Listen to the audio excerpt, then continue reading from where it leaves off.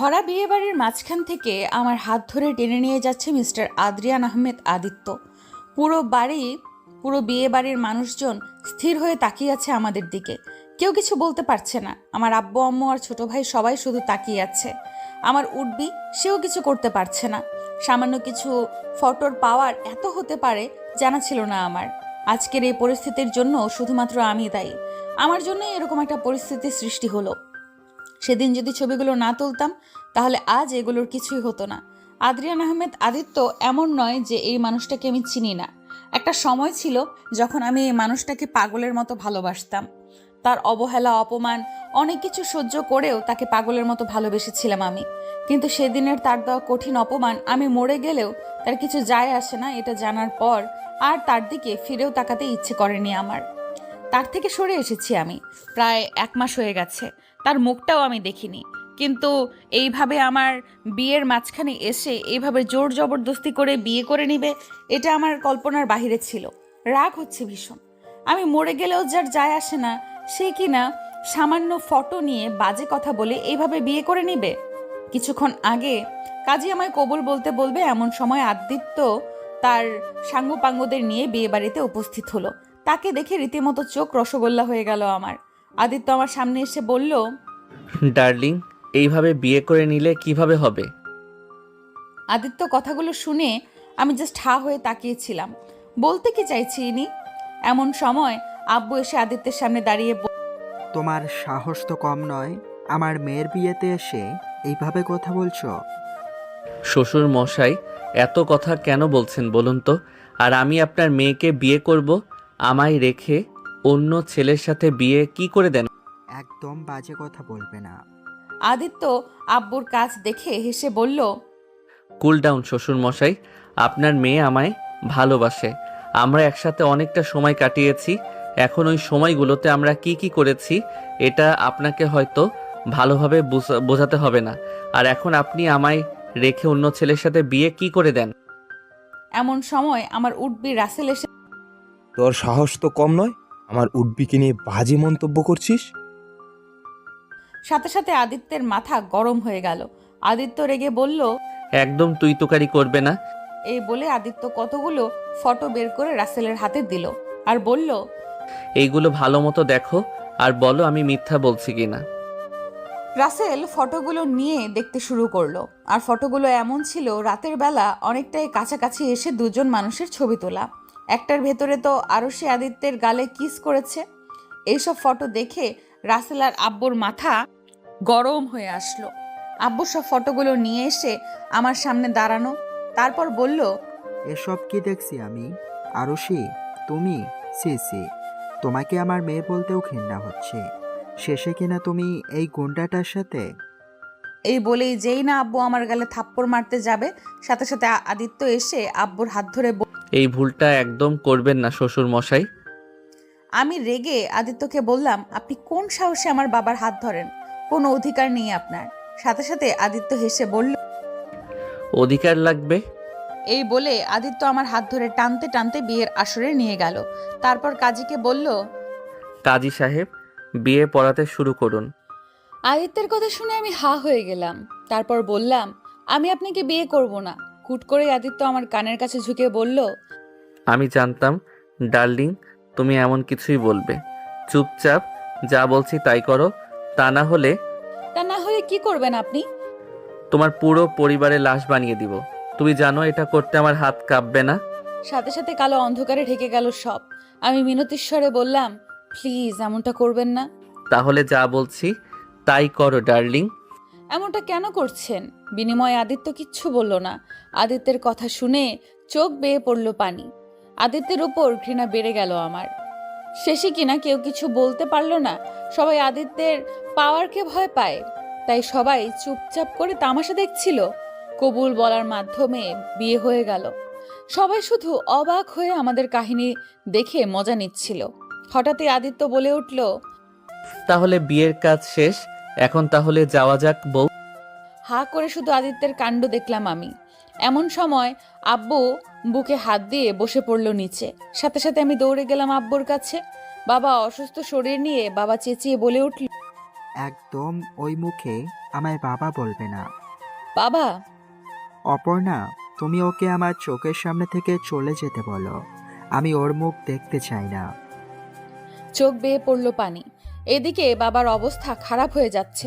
সাথে সাথে রাসেল দেখতে শুরু করলো আব্বুকে, কারণ ও একজন ডাক্তার। এমন সময় আদিত্য আমার হাত ধরে টানতে টানতে নিয়ে আসলো। আদিত্যের কাজে ঘৃণা রাগ দুটোই হচ্ছিল, কিন্তু কিছু করতেও পারছিলাম না। বর্তমানে আদিত্য আমার হাত ধরে গাড়িতে বসিয়ে দিল, গাড়ি চালাতে শুরু করলো। চোখ বেয়ে পড়ছে পানি, আর ভাবতে লাগলাম আজ থেকে ঠিক কয়েক মাস আগের ঘটনা।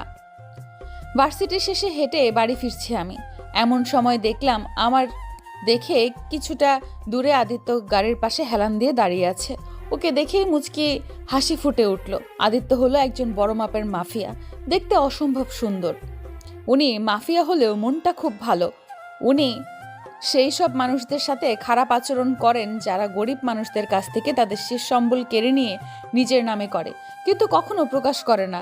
আর এইসব দেখে আদিত্যের প্রতি ভালো লাগা থেকে ভালোবাসায় চলে যাই আমি। বহুবার বলেছি আদিত্যকে ভালোবাসি, কিন্তু আদিত্য পাত্তা দেয়নি। নানাভাবে তাকে প্রপোজ করেছি, কখনো ফুল দিয়ে তো কখনো চিঠি দিয়ে, কিন্তু আদিত্য সেগুলো ঠিকমতো দেখেওনি। দেওয়ার সাথে সাথে ফেলে দিয়েছে। আদিত্যকে প্রথম টিভিতে দেখেই সেই লেভেলের ক্রাশ খাওয়া আমি, তারপর তার কাজ দেখে ফিদা। আদিত্য বলতে পাগল আমি, কিন্তু এই আদিত্য ঠিকমতো আমার দিকে তাকায়ও না পর্যন্ত। তারপরেও বেহায়া মনটা তার দিকে এগিয়ে যায় বেশি। হুট করে দৌড়ে আদিত্যের সামনে দাঁড়িয়ে বললাম, জানেমন, তুমি এখানে কি করছো? আমায় দেখে আদিত্য রেগে বলল, আবার তুমি তোমার সমস্যা কি কতবার বলেছি এইসব ফালতু নাম দিয়ে ডাকবে না আমায়। আর তোমার কি আমায় দেখে ভয় হয় না? এই আদিত্যের নাম শুনে বড় বড় মন্ত্রীরা পর্যন্ত ভয় পায়। আর এমন কেন করেন বলুন তো? আমি আপনাকে ভালোবাসি। ভালোবাসা? তারপর আমার পাশ কাটিয়ে চলে গেল আর বলল, নেক্সট টাইম যেন না দেখি তোমায়, একদম খুন করে। সাথে সাথে ভেঙচি কেটে বললাম, একদম খুন করে দেব ভালো না বাসলে। বিনিময়ে আদিত্য কিচ্ছু বলল না, গাড়ি করে চলে গেল। আর আমিও দীর্ঘশ্বাস ফেলে বলে উঠলাম, মিস্টার মাফিয়া, কবে যে তুমি আমায় ভালোবাসবা? তবে আমি জানি আজ নয় কাল ভালো তুমি আমাকেই বাসবে। এই ভেবে নাচতে নাচতে বাড়ির উদ্দেশ্যে রওনা হলাম আমি। রাত 8টা। বিছানায় শুয়ে আদিত্যের ছবির দিকে তাকিয়ে আছি আমি, আর ছবির সাথে কথা বলছি। মাফিয়া জানেমন, কবে যে তুমি বলবে আরো সে লাভ ইউ? কাছে গেলে শুধু তোমার সমস্যা কি?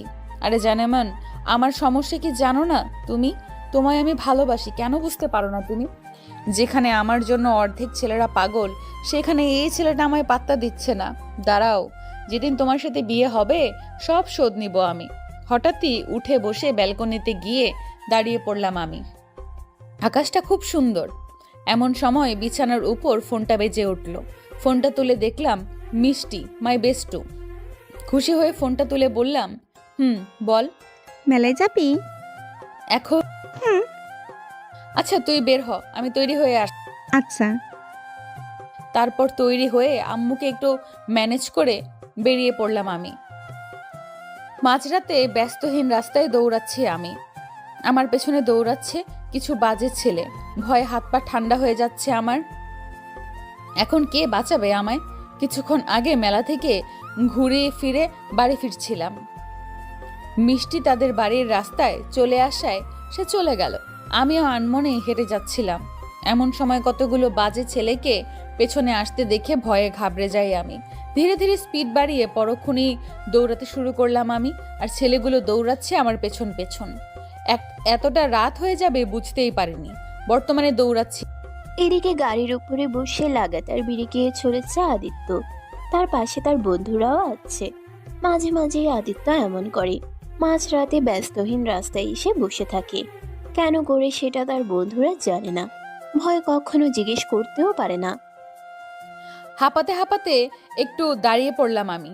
হঠাৎই সামনে আদিত্যকে দেখে নিমেষেই ভয়ে গায়েব হয়ে গেল আমার।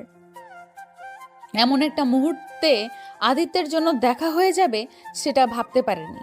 এমন সময় পেছনে এসে দাঁড়ালো ছেলেগুলো। সাথে সাথে দৌড়ে গিয়ে আদিত্যের সামনে গিয়ে দাঁড়ালাম আমি। তারপর হাঁপাতে হাঁপাতে বললাম, জানেমন, এত রাতে এইভাবে তোমার সাথে দেখা হয়ে যাবে এটা ভাবতেই পারিনি। প্লিজ এই গুন্ডাগুলোর হাত থেকে বাঁচাও আমায়।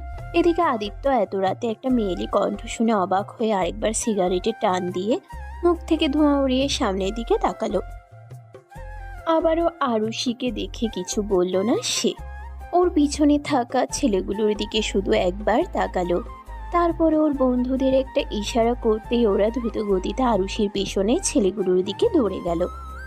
আদিত্যের বন্ধুদের এভাবে দৌড়াতে দেখে বাজে ছেলেগুলো ভয়ে দৌড়ে পালালো। এইদিকে আমি এইভাবে ছেলেগুলোকে দৌড়াতে দেখে খুশি হয়ে বললাম, থ্যাংক ইউ জানেমন।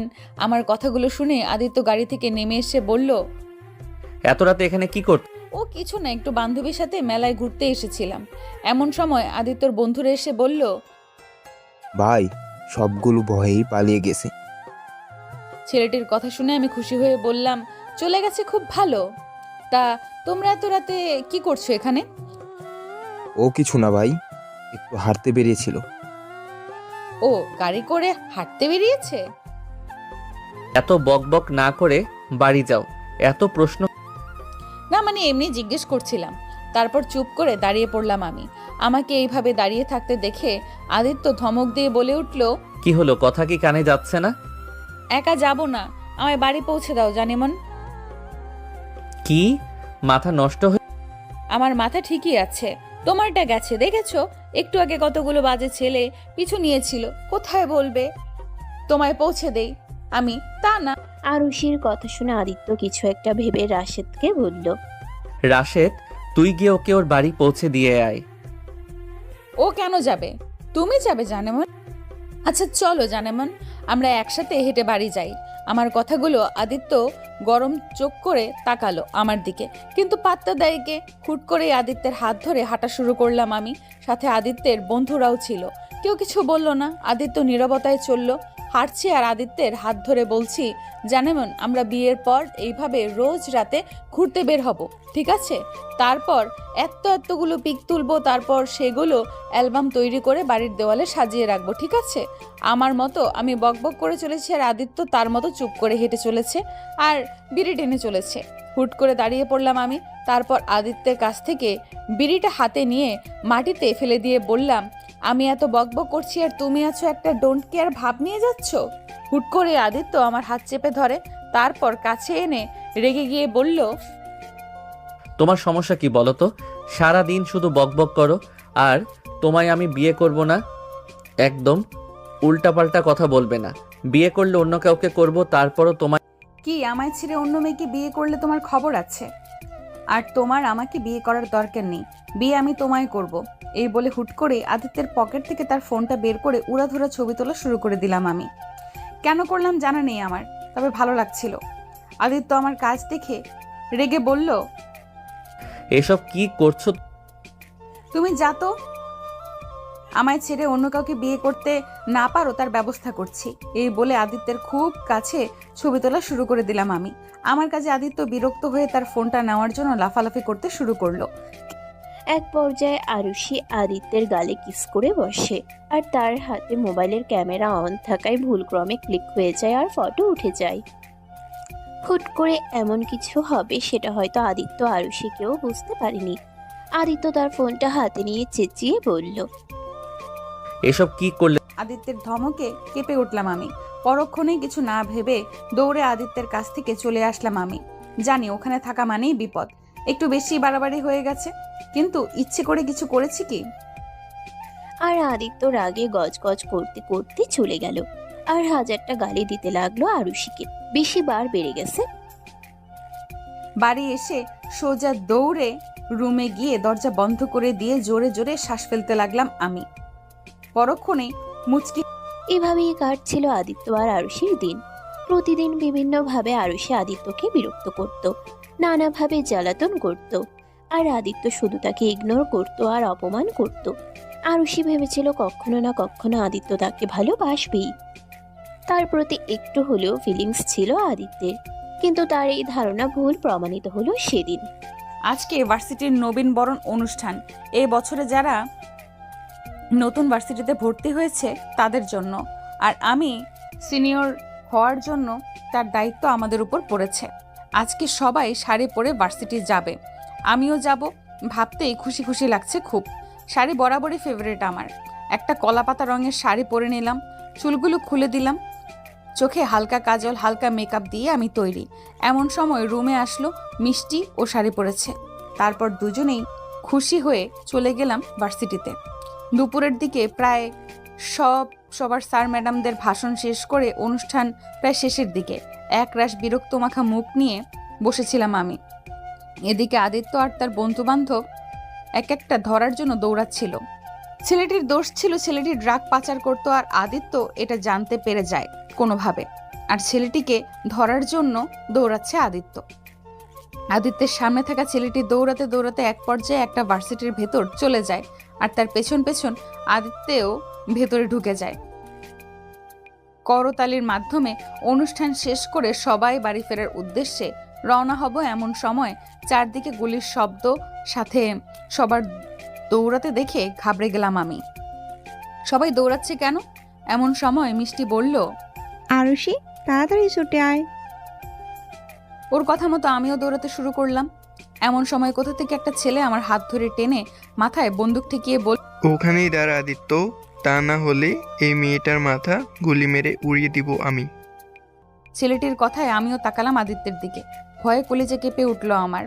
আবার কোথাও থেকে মন বলে উঠেছিল আদিত্য বলবে আমায় ছেড়ে দিতে, কিন্তু আদিত্য ছেলেটি এমন কাজে।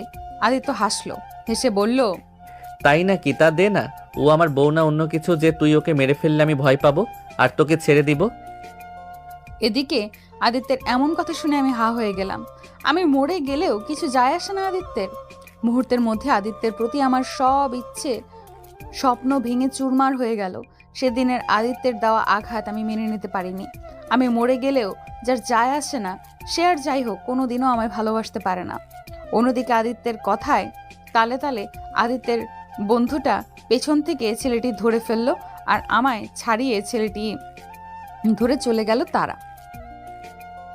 ছেলেটি ছেড়ে দিতেই মিষ্টি এসে ধরলো আমায়। মুহূর্তের মধ্যে সব কালো অন্ধকারে ডুবে গেল। অতিরিক্ত ভয় আর আঘাত দুটো একসাথে মস্তিষ্কের কোণে এসে ধাক্কা মারলো, আর আরুষি জ্ঞান হারালো। সেদিনের পর থেকে আরুষি আর আদিত্যকে জ্বালাতন করেনি, আর না কখনো ওর সামনে গেছে। পুরো 1 মাস ঘরবন্দি থেকেছে সে, না কারোর সাথে তেমন কথা বলেছে, শুধু রুমের ভিতরে বসে আদিত্যের সব স্মৃতি একে একে দাফন দিয়েছে। এর ভিতর তার বাবাও তাকে বিয়ের জন্য তাড়া দিচ্ছিল, আর সেও রাজি হয়ে যায়। কিন্তু এইভাবে হুট করে আদিত্য এমন কিছু করবে সেটা কল্পনার বাহিরে ছিল আরুষি। কি হলো? গাড়ি থেকে বের হও, আমরা হঠাৎ আদিত্যের মুখে এমন কথা শুনে আরুষি তার কল্পনার জগৎ থেকে বেরিয়ে আসলো। মিটমিট চোখে বাহিরে তাকিয়ে দেখলো ইয়া বড় একটা বাড়ি। আরুষি বের হলো না গাড়ি থেকে। আরুষির কাছ থেকে আদিত্য কোলে তুলে নিল আরুষিকে। আদিত্যের এমন কাজে আরুষি অবাক হয়ে তাকালো। কষ্ট হচ্ছে তার পুরনো কথাগুলো ভেবে। শুধু মস্তিষ্কের কোণে একটা কথাই বাজলো তার, কেন এমন করলো আদিত্য? আদিত্য আমায় কোলে করে নিয়ে এসে একটা তুলতুলে সাদা বিছানায় বসিয়ে দিল। রাগ হচ্ছিল ভীষণ। আমি রেগে আদিত্যকে বললাম, এসব কি হচ্ছে? এসব করার মানে কি? জোর জবরদস্তি করে বিয়ে? বলবো পরে, তুমি এখন রেস্ট নাও ডার্লিং, বাকি কথা পরে হবে। আগে তোমার জন্য খাবারের ব্যবস্থা করি। আপনি কি আমার সাথে মশকরা করছেন নাকি? আমি থাকবো না আপনার সাথে। এই বলে যেই না বিছানা থেকে উঠে যেতে যাব, সাথে সাথে আদিত্য আমায় বিছানার সাথে চেপে ধরে। এই ধরনের ভুল একদম করো না ডার্লিং। 1 মাস প্রচুর পুড়িয়েছ আমায়, তার শাস্তি যে তোমার। আপনার পুড়িয়েছি মানে? আমাদের দেখা হলো কোথায়? এত কথা এখন বলতে পারবো না তোমায়। চুপ করে বসে থাকো এখানে। একবার নড়লে একদম পা ভেঙে বসিয়ে রাখবো। আমি আজকে খুব খুশি, তাই একদম রাগাবে না আমায়। এসব বলে আমায় ছেড়ে দিয়ে দরজার সামনে থেকে বন্ধ করে চলে যায় আদিত্য। আদিত্যের কাজে চরম বিরক্ত আমি। কি পেয়েছে কি আমায়? যা ইচ্ছা যখন যা ইচ্ছা হবে তাই করবে নাকি? বিছানার চাদর চেপে ধরে নিজের রাগকে কন্ট্রোল করছি আমি। কিছুক্ষণ পর আদিত্য হাতে করে কিছু খাবার নিয়ে রুমে আসলো। আদিত্যকে দেখেই মাথা গরম হয়ে যায় আমার। একদম সহ্য হচ্ছে না। এই ছেলেটার জন্য কতটা না অবহেলা সহ্য করেছি আমি। কতবার নিজেকে নিজেই আঘাত করেছি। আদিত্যের স্মৃতি ভুলে যাওয়া কত কিছু করেছি আমি, আর সেই আদিত্য কিনা কোনো কিছু মেনে নিতে পারছি না আমি। আদিত্য খাবারগুলো নিয়ে এসে আমার পাশে এসে বলল, এখনো ফ্রেশ হওনি তুমি? তুমি কি চাও আমি তোমায় ফ্রেশ করিয়ে দেই? একদম বাজে কথা বলবেন না। আমার ভালো লাগেনি, তাই ফ্রেশ হইনি। ঠিক আছে, ফ্রেশ হতে হবে না, আমি তোমায় খাইয়ে দিচ্ছি। আমি খাবো না। বেশি বাড়াবাড়ি করছো। বাড়াবাড়ি করছি, বেশ করছি। কি পেয়েছেন কি? যা বলবেন তাই হবে নাকি? আপনি চেয়েছেন আপনার জীবন থেকে সরে আসতে, আমিও সরে এসেছি। তাহলে আজ কেন আপনি এমন করলেন? উত্তর দিন আমায়। তোমার সব প্রশ্নের উত্তর দিব আমি, তবে এখন নয়, পরে। কিন্তু আমি যে এখনই শুনবো। এত বকবক করো না, আমার মাথা খারাপ হয়ে যাবে। মাথা খারাপ হয়ে যাবে মানে? মাথা তো আমার খারাপ হয়ে যাচ্ছে। কেন করছেন আমার সাথে, আমার পরিবারের সাথে এমন? আমার পরিবার আমায় ঘৃণা করে এখন। চুপ করো। চুপ করবো মানে? আগে প্রশ্নের উত্তর দিন, কেন করেছেন এমন? আর কিছু বলার আগে আদিত্য আমার মুখে খাবার ভরে দিল। আচমকে এমনটা হওয়াতে আমি পুরো বোকা বনে গেলাম। এখন কথাও বলতে পারছি না। আদিত্য খাবার দিতে দিতে শান্ত স্বরে বলল, বলবো সব, তবে পরে। একটু সময় দাও, সব ঠিক করে দিব আমি। কিন্তু আদিত্যের এই সান্ত্বনা একদম সহ্য হচ্ছে না আমার। জোর জবরদস্তি করে আদিত্য খাবার খাইয়ে দিল আমায়। তারপর বলল, তুমি ফ্রেশ হয়ে ঘুমিয়ে পড়ো। আমি ফ্রেশ হব না, এভাবেই থাকবো। বেশি বাড়াবাড়ি করলে কিন্তু আমি তোমায় ফ্রেশ করিয়ে দিব। উল্টোপাল্টা কথা একদম বলবেন না। আপনাকে সহ্য হচ্ছে না আমার, বেরিয়ে যান রুম। এক পর্যায়ে চেঁচাতে চেঁচাতে কেঁদে উঠল। আদিত্য কিছুটা ঘাবড়ে গেল আরুষের কাজে। শেষমেশ সেও আর কিছু না বলে রুম থেকে বেরিয়ে যায়। আদিত্য যেতেই আরুষি কাঁদতে কাঁদতে বিছানায় ঘুমিয়ে পড়ে। তার একদমই সহ্য হচ্ছে না আদিত্যকে। ড্রিঙ্ক হাতে সোফায় বসে আছে আদিত্য। এই 1 মাস তার দিনগুলো কিভাবে কেটেছে ভাবতেই অবাক হয় আদিত্য। এই 1 মাসেই আদিত্য বুঝতে পেরেছে আরুষির প্রতি তার অনুভূতি, তার ভালোবাসা। কথায় আছে না, কাছে থাকলে কেউ বুঝতে পারে না তার গুরুত্ব কতটা, দূরে গেলেই বোঝা যায় তার শূন্যতা। আদিত্য বুঝেছে আরুষির শূন্যতা। এমনটা নয় যে সে খুব কষ্ট পাচ্ছে আরুষির ব্যবহারে। কম অবহেলা করেনি সে আরুষিকে, আর সে অবহেলার যন্ত্রণা পেয়েছে আদিত্য এই 1 মাসে। চোখ বন্ধ করে আদিত্য ভাবতে লাগলো সেই পুরনো দিনগুলোর কথা। প্রায় 1 সপ্তাহ হয়ে গেছে আরুষির সাথে দেখা হয়নি আদিত্যের। প্রথম প্রথম ভালো লাগলেও পরে ভালো লাগেনি আদিত্যের। ভিতরে ভিতরে আরুষির শূন্যতা অনুভব করছে সে, আরুষির পাগলামি মনে করে। হঠাৎ আদিত্য হেসে উঠে। আচমকা আদিত্যের এমন হেসে উঠায় অবাক হয় তার বন্ধুরা। রাশেদ অবাক হয়ে জিজ্ঞেস করে, কি হলো ভাই? রাশেদের কথায় আদিত্য তার কল্পনার জগৎ থেকে বেরিয়ে আসলো। তারপর বলে উঠল, না, তেমন কিছু নয়, বাদ দে। ও আচ্ছা। আচ্ছা, ওই মেয়েটাকে আর দেখছি না কেন বলতো? আগে তো রোজ 3-4 বার করে সামনে আসতো। ভাই, আপনি কি মেয়েটাকে মিস করছেন? সাথে সাথে আদিত্য চমকে উঠল। তারপর কাপা কাপা গলায় বলে উঠল, মিস করতে যাব কেন, এমনি বললাম। ও আচ্ছা ভাই, জানি না, গত কয়েকদিন যাবৎ আমরাও দেখি নাই মেয়েটাকে। ঠিক আছে, বাদ দে। ঠিক আছে ভাই। এই বলে আদিত্য টপিক চেঞ্জ করে দিল। আদিত্য নিজেও অবাক, সে কি সত্যি মেয়েটাকে মিস করছে নাকি? ধুর, যা হয়েছে ভালো হয়েছে, আর মেয়েটার স্টুপিড কাণ্ডগুলো দেখতে হবে না।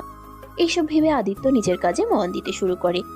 কিন্তু দিন যত যাচ্ছিল আদিত্যের আরুষের প্রতি শূন্যতা বেড়ে যাচ্ছে। একটা সময় আদিত্য সত্যি সত্যি মিস করতে শুরু করে দেয় আরুষিকে। আরুষি করা পাগলামিগুলো খুব মনে পড়তে শুরু করে তার। রাতে ঘুমও হয় না ঠিক মতো আদিত্যের।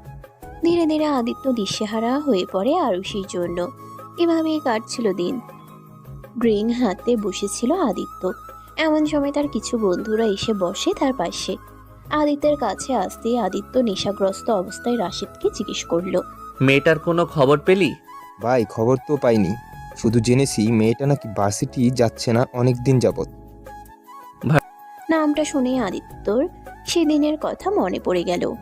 এমন সময় রাশেদ বলে উঠল, ভাই, আমার যতদূর মনে পড়ে মেয়েটাকে সেদিনই লাস্ট ভার্সিটি গিয়েছিল।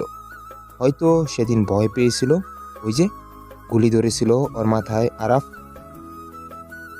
মেয়েটাকে খুঁজে বের কর, যে করে হোক। ঠিক আছে ভাই, চেষ্টা করছি আমরা। এই বলে আদিত্যের লোকেরা চলে যায়। আর আদিত্য ড্রিঙ্ক করতে করতে মেঝেতেই ঘুমিয়ে পড়ে। এদিকে রাশেদ নিজেও বুঝতে পারছে না আদিত্যের কাণ্ড। এতদিন মেয়েটা আসতো বলে বিরক্ত হয়েছে, আজ আসছে না বলে বিরক্ত হচ্ছে। অদ্ভুত। পরের দিন রাশেদের ডাকে ঘুম ভাঙে আদিত্যের। আদিত্যের ঘুম ভাঙতেই রাশেদ অবাক হয়ে বলল, ভাই, আপনি কি সারা রাত মেঝেতে ঘুমিয়েছিলেন নাকি? ওসব বাদ দে, আগে বল মেয়েটার কোনো পেয়েছি ভাই, তবে কি তবে? ভাই মেয়েটার বিয়ে ঠিক হয়ে গেছে, 2 দিন পরেই বিয়ে। রাশেদের কথা শুনে আদিত্য রেগে গিয়ে রাশেদের কলার চেপে বলল। এসব কি বলছিস? মুহূর্তের মধ্যে আদিত্যের মাথা খারাপ হয়ে যায়। বুকের বাঁ পাশে চিনচিনে ব্যথা অনুভব হয় তার। পুরো রুমের জিনিসপত্র ভেঙে চুরে তছনছ করে ফেলে। সে কিছুতেই মেনে নিতে পারেনি আরুষির বিয়ে। শেষে আদিত্যের মাথায় ওই ছবিগুলোর কথা মনে পড়ে, আর বিয়ের দিন। ভাই, ভাবির জন্য জামা কাপড় কিনে আনতে বলেছিলেন না, এই যে এনেছি। হঠাৎই রাশিদের কণ্ঠ শুনে আদিত্য তার কল্পনার জগৎ থেকে বেরিয়ে আসলো। আনমনে বলে উঠল সে। কি? ভাই, জামা কাপড় ভাবির জন্য। ও, ওগুলো ওইখানে রেখে যা তোরা। ঠিক আছে ভাই। এই বলে চলে যায় রাশেদ। আবারও ড্রিঙ্কের গ্লাসে চুমুক দেয় আদিত্য। রাত 2:45। আদিত্য ঢুলতে ঢুলতে আরুষির রুমে ঢুকলো। আদিত্য ঢুলতে ঢুলতে গিয়ে বসে পড়লো আরুষির পাশে। আনমনে ঘুমিয়ে আছে আরুষি, মায়াবী তার মুখ। আনমনে আদিত্যর হাত চলে যায় আরুষির গালের কাছে।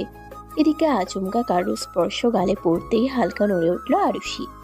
হাসলো আদিত্য। তারপর আনমনে বলে উঠল আদিত্য। যখন তুমি আমার কাছে ছিলে তখন হয়তো আমি বুঝতে পারিনি তোমার জায়গা কোথায় আমার কাছে, কিন্তু এখন যখন বুঝে গেছি এবার আর ছাড়ছি না তোমায়।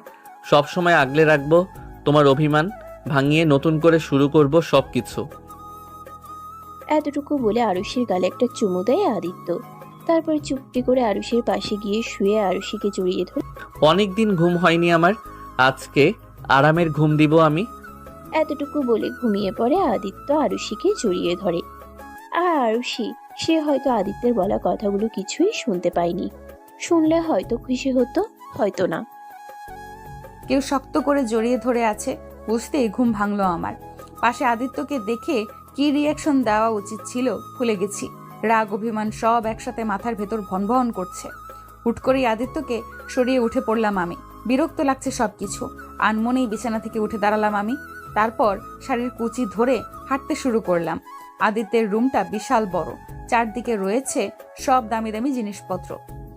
হঠাৎই চোখ গেল বিছানা থেকে কিছুটা দূরে থাকা একটা আয়নার দিকে। আনমনে হাঁটতে হাঁটতে সেখানে চলে গেলাম আমি। পুরো শরীর ব্যথা করছে আমার। কালকের সাজে এখনো সজ্জিত আমি। আয়নার দিকে তাকাতেই চমকে উঠলাম আমি। চুলগুলো এখন সব এলোমেলো হয়ে গেছে, গায়ের গয়নাগুলো সব ওলট পালট হয়ে রয়েছে, কাজল সব লেপটে গেছে। এক কথায় বলতে গেলে পাগলের মতো দেখাচ্ছে আমায়। সব একে একে খুলতে শুরু করলাম আমি। কানের ভারী দুল, গলায় থাকা ভারী নেকলেস, শাড়ির অবস্থাও যাচ্ছে তাই হয়ে গেছে। কিন্তু কথা হলো, এটা খুললে পরবো কি আমি? আনমনেই প্রশ্নটা করে বসলাম নিজেকে। এমন সময় চোখ বন্ধ করেই আদিত্য বলে উঠল, ওই আলমারিতে অনেকগুলো শাড়ি, সালোয়ার কামিজ সহ আরো অনেক জিনিসপত্র আছে, যেটা ভালো লাগে পরে ফেলতে পারো। আদিত্যের কথা শুনে কিছু বললাম না আমি। এই মুহূর্তে কোনো কিছু বলার মুড নেই আমি। হাঁটতে হাঁটতে আলমারির সামনে দাঁড়ালাম, কিন্তু আলমারির চাবি আদিত্য তার হাত এগিয়ে দিয়ে বলল, এই চাবি? এইবার আদিত্যের কাজে অবাক আমি। বুঝলো কেমনে আমার ভাবনার মাঝে? আদিত্য চোখ খুলে বলে উঠল, এতে না বোঝার কি আছে? আলমারির কাছে যাচ্ছ, চাবি ছাড়া খুলবে কি করে? আদিত্যের প্রশ্নের উত্তর না দিয়ে হাত থেকে চাবিটা নিয়ে নিলাম আমি। তারপর আলমারি খুলতেই চোখ বড় বড় হয়ে গেল। এত জামা কাপড়! তাদের মাঝখান থেকে একটা রেড কালার শাড়ির দিকে চোখ গেল। কেমন আনমনেই ওটা হাতে নিয়ে চললাম ওয়াশরুমে।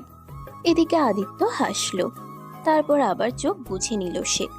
হঠাৎই কারো চেঁচানো শুনে লাফ দিয়ে উঠল আদিত্য। বিছানা থেকে উঠে ওয়াশরুমের দিকে যাওয়ার আগে আরুষি দৌড়ে এসে তাকে জড়িয়ে ধরে বলল, আরশোলা। এদিকে আচমকা এমনটা হওয়াতে আদিত্য প্রথমে ঘাবড়ে গেলেও পরক্ষণেই হাসলো সে। তারপর আরুষির কানের কাছে ঝুঁকে বলল, সকাল সকাল এইভাবে চমকে দিলে আমি তো থার্ড অ্যাটাক করব ডার্লিং। এতক্ষণ পর কারো মুখে এমন কথা শুনে চমকে উঠলাম আমি। ছোটবেলা থেকে আরশোলা খুব ভয় পাই আমি। কিছুক্ষণ আগে শাওয়ার অন করতেই আচমকা একটা আরশোলা দেখে ভয়ে ঘাবড়ে গিয়ে চেঁচিয়ে উঠলাম আমি। এই মুহূর্তে এক বিচ্ছিরি পরিস্থিতিতে দাঁড়িয়ে আছি। লজ্জায় মাটির সাথে মিশে যেতে ইচ্ছে করছে আমার। আস্তে আস্তে চোখ খুললাম আমি। আদিত্যকে হাসতে দেখে রাগ হচ্ছে, কিন্তু কিছু বলতে পারছি না। আচমকায় আদিত্যকে ধাক্কা মেরে সরিয়ে দিয়ে আবার দৌড়ে ওয়াশরুমে চলে গেলাম আমি। ভয় করছে এখন। চোখ খুলতে আবারও আরশোলাকে দেখে আবারও চেঁচিয়ে উঠলাম আমি। আবার ওয়াশরুম থেকে বেরিয়ে আসলাম। ওয়াশরুমের দরজা বন্ধ করে দরজার সাথে হেলান দিয়ে দাঁড়িয়ে পড়লাম আমি। আজকের গোসল করা হবে না মনে হয় আমার। এদিকে আমার কাণ্ড দেখে আদিত্য হাসতে হাসতে শেষ। কি করব কিছু বুঝতে পারছি না। আমি চেঁচিয়ে বলে উঠলাম, এত হাসার কি? হাসবো না? আদিত্যের মতো একজন সাহসী ছেলের বউ হয়ে তুমি কিনা সামান্য আরশোলা দেখে ভয় পাচ্ছ? ওভাবে তাকানোর মতো কিছু বলিনি। তবে যাই বলো, আরশোলাকে একটা ধন্যবাদ। ধন্যবাদ দিবেন মানে? এটাকে তো ধরে এনে পিটানো উচিত। হাসলো আদিত্য। কিছুক্ষণের জন্য হলেও আদিত্যের হাসির দিকে চোখ আটকে গেল আমার। কি সুন্দর হাসি! ছেলেটা এত সুন্দর কেন? হঠাৎ আবারও পুরনো কথা ভেবে রাগ উঠল আমার। একটু গম্ভীর গলায় বললাম, হাসা শেষ হয়ে গেলে এখন বলা হোক আমি গোসল করব কোথায়? আমার কথা শুনে আদিত্য তার হাসি থামিয়ে উঠে দাঁড়িয়ে আমার দিকে এগোতে লাগলো। আচমকা আদিত্যের এমন কাজে ঘাবড়ে গেলাম আমি। তাকে প্রকাশ করলাম না, স্থির দৃষ্টিতে তাকিয়ে রইলাম তার দিকে। পরক্ষণেই আবার চোখ নামিয়ে ফেললাম। এদিকে আদিত্য এগোতে এগোতে আমার একদম কাছে চলে এসেছে। শরীরের পশম দাঁড়িয়ে উঠল আমার, শ্বাস বেরিয়ে আসার উপক্রম। আদিত্য ওয়াশরুমের দরজার দিকে হাত লাগিয়ে দাঁড়ালো। তার এমন কাজে প্রায় ঘাবড়ে গেছি আমি। ভয়ে হাত পা ঠান্ডা হয়ে যাচ্ছে আমার। আচমকা আদিত্য ঝুঁকে পড়লো আমার দিকে, সাথে সাথে খিচে চোখ বন্ধ করে নিলাম আমি। এদিকে আদিত্য আরুষের কাজে হাসলো। তারপর আরুষের কানের কাছে ঝুঁকে উঠল। বলে উঠল সে। এইভাবে ভেজা অবস্থায় সামনে আসলে নিজেকে কন্ট্রোল করা যে দায় হয়ে দাঁড়াবে। আদিত্যের মুখে এমন একটা কথা শুনে পুরোই শকড হয়ে গেলাম আমি। এতক্ষণ পর মনে পড়েছে আমি যে ভিজেছিলাম। ছি ছি, কি একটা বিচ্ছিরি অবস্থা। আমি রাগী লুক নিয়ে আদিত্যের দিকে তাকালাম। ইচ্ছে করছে শালার মাথাটা বাড়ি মেরে ভেঙে দেই। হুট করে আদিত্য ওয়াশরুমের দরজা খুলে ভেতরে ঢুকে পড়লো। আশেপাশে তাকিয়ে কোথাও আসলো না দেখে বলে উঠল, চলে গেছে, এখন গোসল করে নাও। আদিত্যের কথা শুনে আদিত্যের পেছন থেকে টিপ টিপ চোখে তাকালাম আমি আশেপাশে। সত্যিই নেই। কি পাজি আরশোলা মায়েরি! উফ, বাঁচা গেল। তারপর আর কি, আদিত্য চলে গেল, আমি ওয়াশরুমের দরজা বন্ধ করে দিলাম। এদিকে আদিত্য হাসতে হাসতে শেষ। আসলেই পাগলি একটা। বিকেলে আনমনেই ব্যালকনির রেলিং ধরে দাঁড়িয়ে আছি আমি। কষ্ট হচ্ছে খুব। পরিবারের সবাই আমাকে ঘৃণা করছে। কোথাও না কোথাও এসবের জন্য আমিই দায়ী। কিন্তু এখনো বুঝলাম না আদিত্য এমন কিছু কেন করলো। এই প্রশ্নটা মাথা খারাপ করে দিচ্ছে আমার। এমন সময় আকাশে কালো মেঘ এসে ঢেকে দিল পুরো শহরটা। আকাশের গর্জন করছে, হয়তো তুমুল বেগে বৃষ্টি হবে। হঠাৎই মনে পড়ে গেল এই বৃষ্টির দিনে ছোট ভাইয়ের সাথে করা দুষ্টু মিষ্টি মজাগুলো, ছাদে উঠে লাফালাফি। দিনগুলো সত্যি খুব সুন্দর ছিল ভেবে দীর্ঘশ্বাস ফেললাম আমি। কিছুক্ষণের মধ্যেই মেঘের কোল থেকে বৃষ্টি পড়তে শুরু করলো। গাছের পাতা সহ আশেপাশের জায়গা থেকে টপ টপ করে বৃষ্টির শব্দ এসে কানে বাজতে শুরু করলো। আনমনেই বেলকনির রেলিংয়ের বাহিরে হাত চলে গেল আমার। বৃষ্টি বরাবরই পছন্দের আমার। আজকেও ভালো লাগছে। ব্যালকনিতেও বৃষ্টির পানি ছিটকে আসছে ভেতরে। বৃষ্টিতে ভিজে যাচ্ছি আমি। হুট করেই ঠোঁটের কোণে এক চিলতে হাসি ফুটে উঠল। আনমনে দাঁড়িয়ে আছি আমি, আর বৃষ্টি এসে ভিজিয়ে দিচ্ছে আমার পুরো শরীর। চোখ বন্ধ করে বৃষ্টির পানি গায়ে মাখছি। এদিকে আদিত্য রুমে ঢুকে দেখলো পুরো রুম অন্ধকারে ঢেকে গেছে, তবে বাহিরের মৃদু আলোতে সবটা দেখা যাচ্ছে। আশেপাশে তাকিয়ে কোথাও আরুষির দেখলো না আদিত্য। হঠাৎই তার চোখ গেল ব্যালকনির দিকে। মৃদু আলোতেই আদিত্য হেঁটে চলল আরুষের কাছে। পুরনো কথাগুলো সব ভেসে আসছে সামনে। পরিবারের কথা ভেবে কষ্ট হচ্ছে, আবার আদিত্যের অবহেলাগুলো সব একে একে বেরিয়ে আসছে। চোখ বেয়ে পড়ছে পানি। কেন এমন হলো? আমি তো ভুল কিছু করিনি। আনমনেই ভালোবেসেছিলাম আদিত্যকে, আর ভালোবাসা মানুষকে এত কষ্ট দেয় জানা ছিল না আগে। ভেতরে ভেতরে জ্বলে পুড়ে ছারখার হয়ে যাচ্ছি আমি। বৃষ্টির পানি আর চোখের পানি মিলেমিশে এক হচ্ছে। হুট করে কেউ পেছন থেকে হাত দিল কাঁধে। হঠাৎ কি হলো জানা নেই। হুট করে তাকে শক্ত করে জড়িয়ে ধরলাম আমি। তারপর কেঁদে কেঁদে বলে উঠলাম, কেন এমন করলে তুমি? আমি তো শুধু ভালোবেসেছিলাম তোমায়। হাজার হাজার স্বপ্ন বুলেছিলাম তোমায় নিয়ে। তোমায় তো শুধু ভালোই বেসেছিলাম, আর ভালোবেসে বুঝি এত কষ্ট পেতে হয়? কেন এমন করলে আদিত্য? ডুকরে কথাগুলো বলে কেঁদে উঠল আরুষি। আদিত্যকে জড়িয়ে ধরে। এদিকে আরুষির প্রশ্নের উত্তর কি দিবে জানা নেই আদিত্যের। এতক্ষণ চুপটি করে শুধু আরুষির কথাগুলো শুনতেছিল আদিত্য। সে জানে সে ভুল করেছে, বড় ভুল করে বসেছে। তার নিজেকে বুঝতে অনেকটা দেরি হয়ে গেছে, আর তার এই ভুলের জন্য সে নিজেও কষ্ট পাচ্ছে আর আরুষিকেও কষ্ট দিচ্ছে। কিছু না বলেই আদিত্য আরুষিকে শক্ত করে জড়িয়ে ধরল। দুজনেই বৃষ্টির পানিতে ভিজে যাচ্ছে, আর মনেই দুজনে দুজনকে জড়িয়ে ধরে দাঁড়িয়ে আছে। দুজনের মনেই কষ্ট আছে, কারোটা প্রকাশ পাচ্ছে আর কারোটা বুকের গহীন অতলে ডুবে আছে। হয়তো কোনো একদিন প্রকাশ পাবে, হয়তো না। রাত 11টা, কাঁথা মুড়ি দিয়ে গুটিসুটি মেরে ঘুমিয়ে আছে আরুষি, আর তার পাশে তার হাত শক্ত করে ধরে আছে আদিত্য। নিজেকে খুব অপরাধী মনে হচ্ছে তার, কিন্তু সে কি করত? যদি সত্যি সত্যি আরুষের অন্য কারোর সাথে বিয়ে হয়ে যেত, তাহলে সে কি করে বাঁচত? ছোটবেলা থেকেই সে একা থাকে, হঠাৎ যখন কাউকে নিয়ে বাঁচতে চাচ্ছে তখনই সে দূরে সরে যাচ্ছে কেন? উত্তর মেলে না আদিত্যের। সূর্যের ফুরফুরে আলোতে ভরে গেছে চারপাশ। সূর্যের হালকা তাপ মেশানো রোদ্দুর এসে পড়ছে আদিত্যের মুখে। বিছানায় মাথা দিয়ে আরুষির হাত জড়িয়ে ধরেই কাল রাতে বসে বসেই ঘুমিয়ে পড়েছিল সে। ধীরে ধীরে চোখ খুলল আদিত্য। এখনো ঘুমের রেশ কাটেনি তার। চোখ খুলে আরুষের ঘুমন্ত ফেসের দিকেই তার চোখ আটকে গেল। আনমনে আদিত্যের হাত চলে গেল আরুষের গালের কাছে।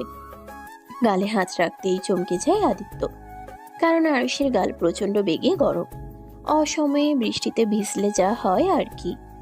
আদিত্য নিজের হাত সরিয়ে আরুষির কপালে হাত দিল, তারপর নিজের কপালেও হাত দিয়ে তাপমাত্রা দেখতে লাগলো। আদিত্য বুঝে কালকে বৃষ্টিতে ভিজেই আরুষির জ্বর এসেছে। আদিত্য বিছানা থেকে উঠে একটা বাটিতে করে পানি নিল, তারপর শুকনো কাপড় ভিজিয়ে আরুষির কপালে জলপট্টি দিতে লাগলো। তারপর নিজের ফোনটা বের করে ডাক্তারকে কল করলো। কিছুক্ষণের মধ্যেই ডাক্তার চলে আসলো। আরুষিকে দেখে কিছু ওষুধের নাম লিখে দিল, আর কয়েক ঘন্টা পরপর মাথায় জলপট্টি দিতে বলল। আদিত্য তার লোকেদের বলে ঔষধ আনিয়ে নিল। টিপ টিপ চোখ মেলে তাকালাম আমি। অসম্ভব ক্লান্ত লাগছে, চোখ দিয়ে মনে হচ্ছে পানি পড়ছে আপনা আপনি। চোখ দুটো জ্বলছে ভীষণ। আমি বুঝে গেছি কালকের বৃষ্টিতে ভেজার পরিণতি হয়েছে এমন। হঠাৎই মনে হলো কপালে ঠান্ডা ঠান্ডা রেশ বয়ে যাচ্ছে। হুট করেই উঠে বসলাম আমি। কপাল থেকে সরিয়ে কিছুক্ষণ নিশ্চুপভাবে বসে রইলাম। এমন সময় দরজা খুলে হাতে স্যুপ নিয়ে রুমে ঢুকলো আদিত্য। আমায় এইভাবে চুপ থাকতে দেখে দ্রুত এগিয়ে এসে স্যুপের বাটি পাশের টেবিলে রাখতে রাখতে বলল, বসছো কেন? শুয়ে থাকো। নিশ্চুপ ভঙ্গিতে আদিত্যের মুখের দিকে তাকালাম আমি। আদিত্য আমার চাহনি দেখে বলে উঠল, আমি জানি তুমি খুব ক্লান্ত, তাই চুপটি করে শুয়ে থাকো, আমি তোমায় খাইয়ে দিচ্ছি। আচ্ছা ওয়েট। এই বলে আদিত্য আমায় ধরে পেছনে একটা বালিশ দিয়ে শুইয়ে দিল। আদিত্যের কাজে অবাক আমি। কি করতে চাইছেন উনি? হুট করে আদিত্য স্যুপের বাটি হাতে নিয়ে বলল। হা কর। অবাক চোখে তাকালাম আমি আদিত্যের দিকে। আমার চাহনি দেখে আদিত্য বলে উঠল, কি হলো? হা করতে বলেছি, আমার মুখের দিকে তাকিয়ে থাকতে বলিনি। ছল ছল চোখে তাকালাম আমি আদিত্যের দিকে। হুট করে আদিত্য মুখের ভেতর স্যুপ দিয়ে দিল। আমি অবাক হয়ে আনমনে খেতে শুরু করলাম। কিছুক্ষণ যেতেই মুখ ঘুরিয়ে নিলাম আমি। আদিত্য আমার কাছ দেখে রেগে বলে উঠল, সবটা খেতে হবে। আর খেতে ইচ্ছে করছে না। সেটা বললে তো শুন। এক প্রকার জোর করে আদিত্য পুরো স্যুপ খাইয়ে দিল আমায়। তারপর রুমাল দিয়ে মুখ মুছিয়ে দিয়ে ওষুধ খাইয়ে দিয়ে আমায় শুইয়ে দিয়ে চলে গেল আদিত্য।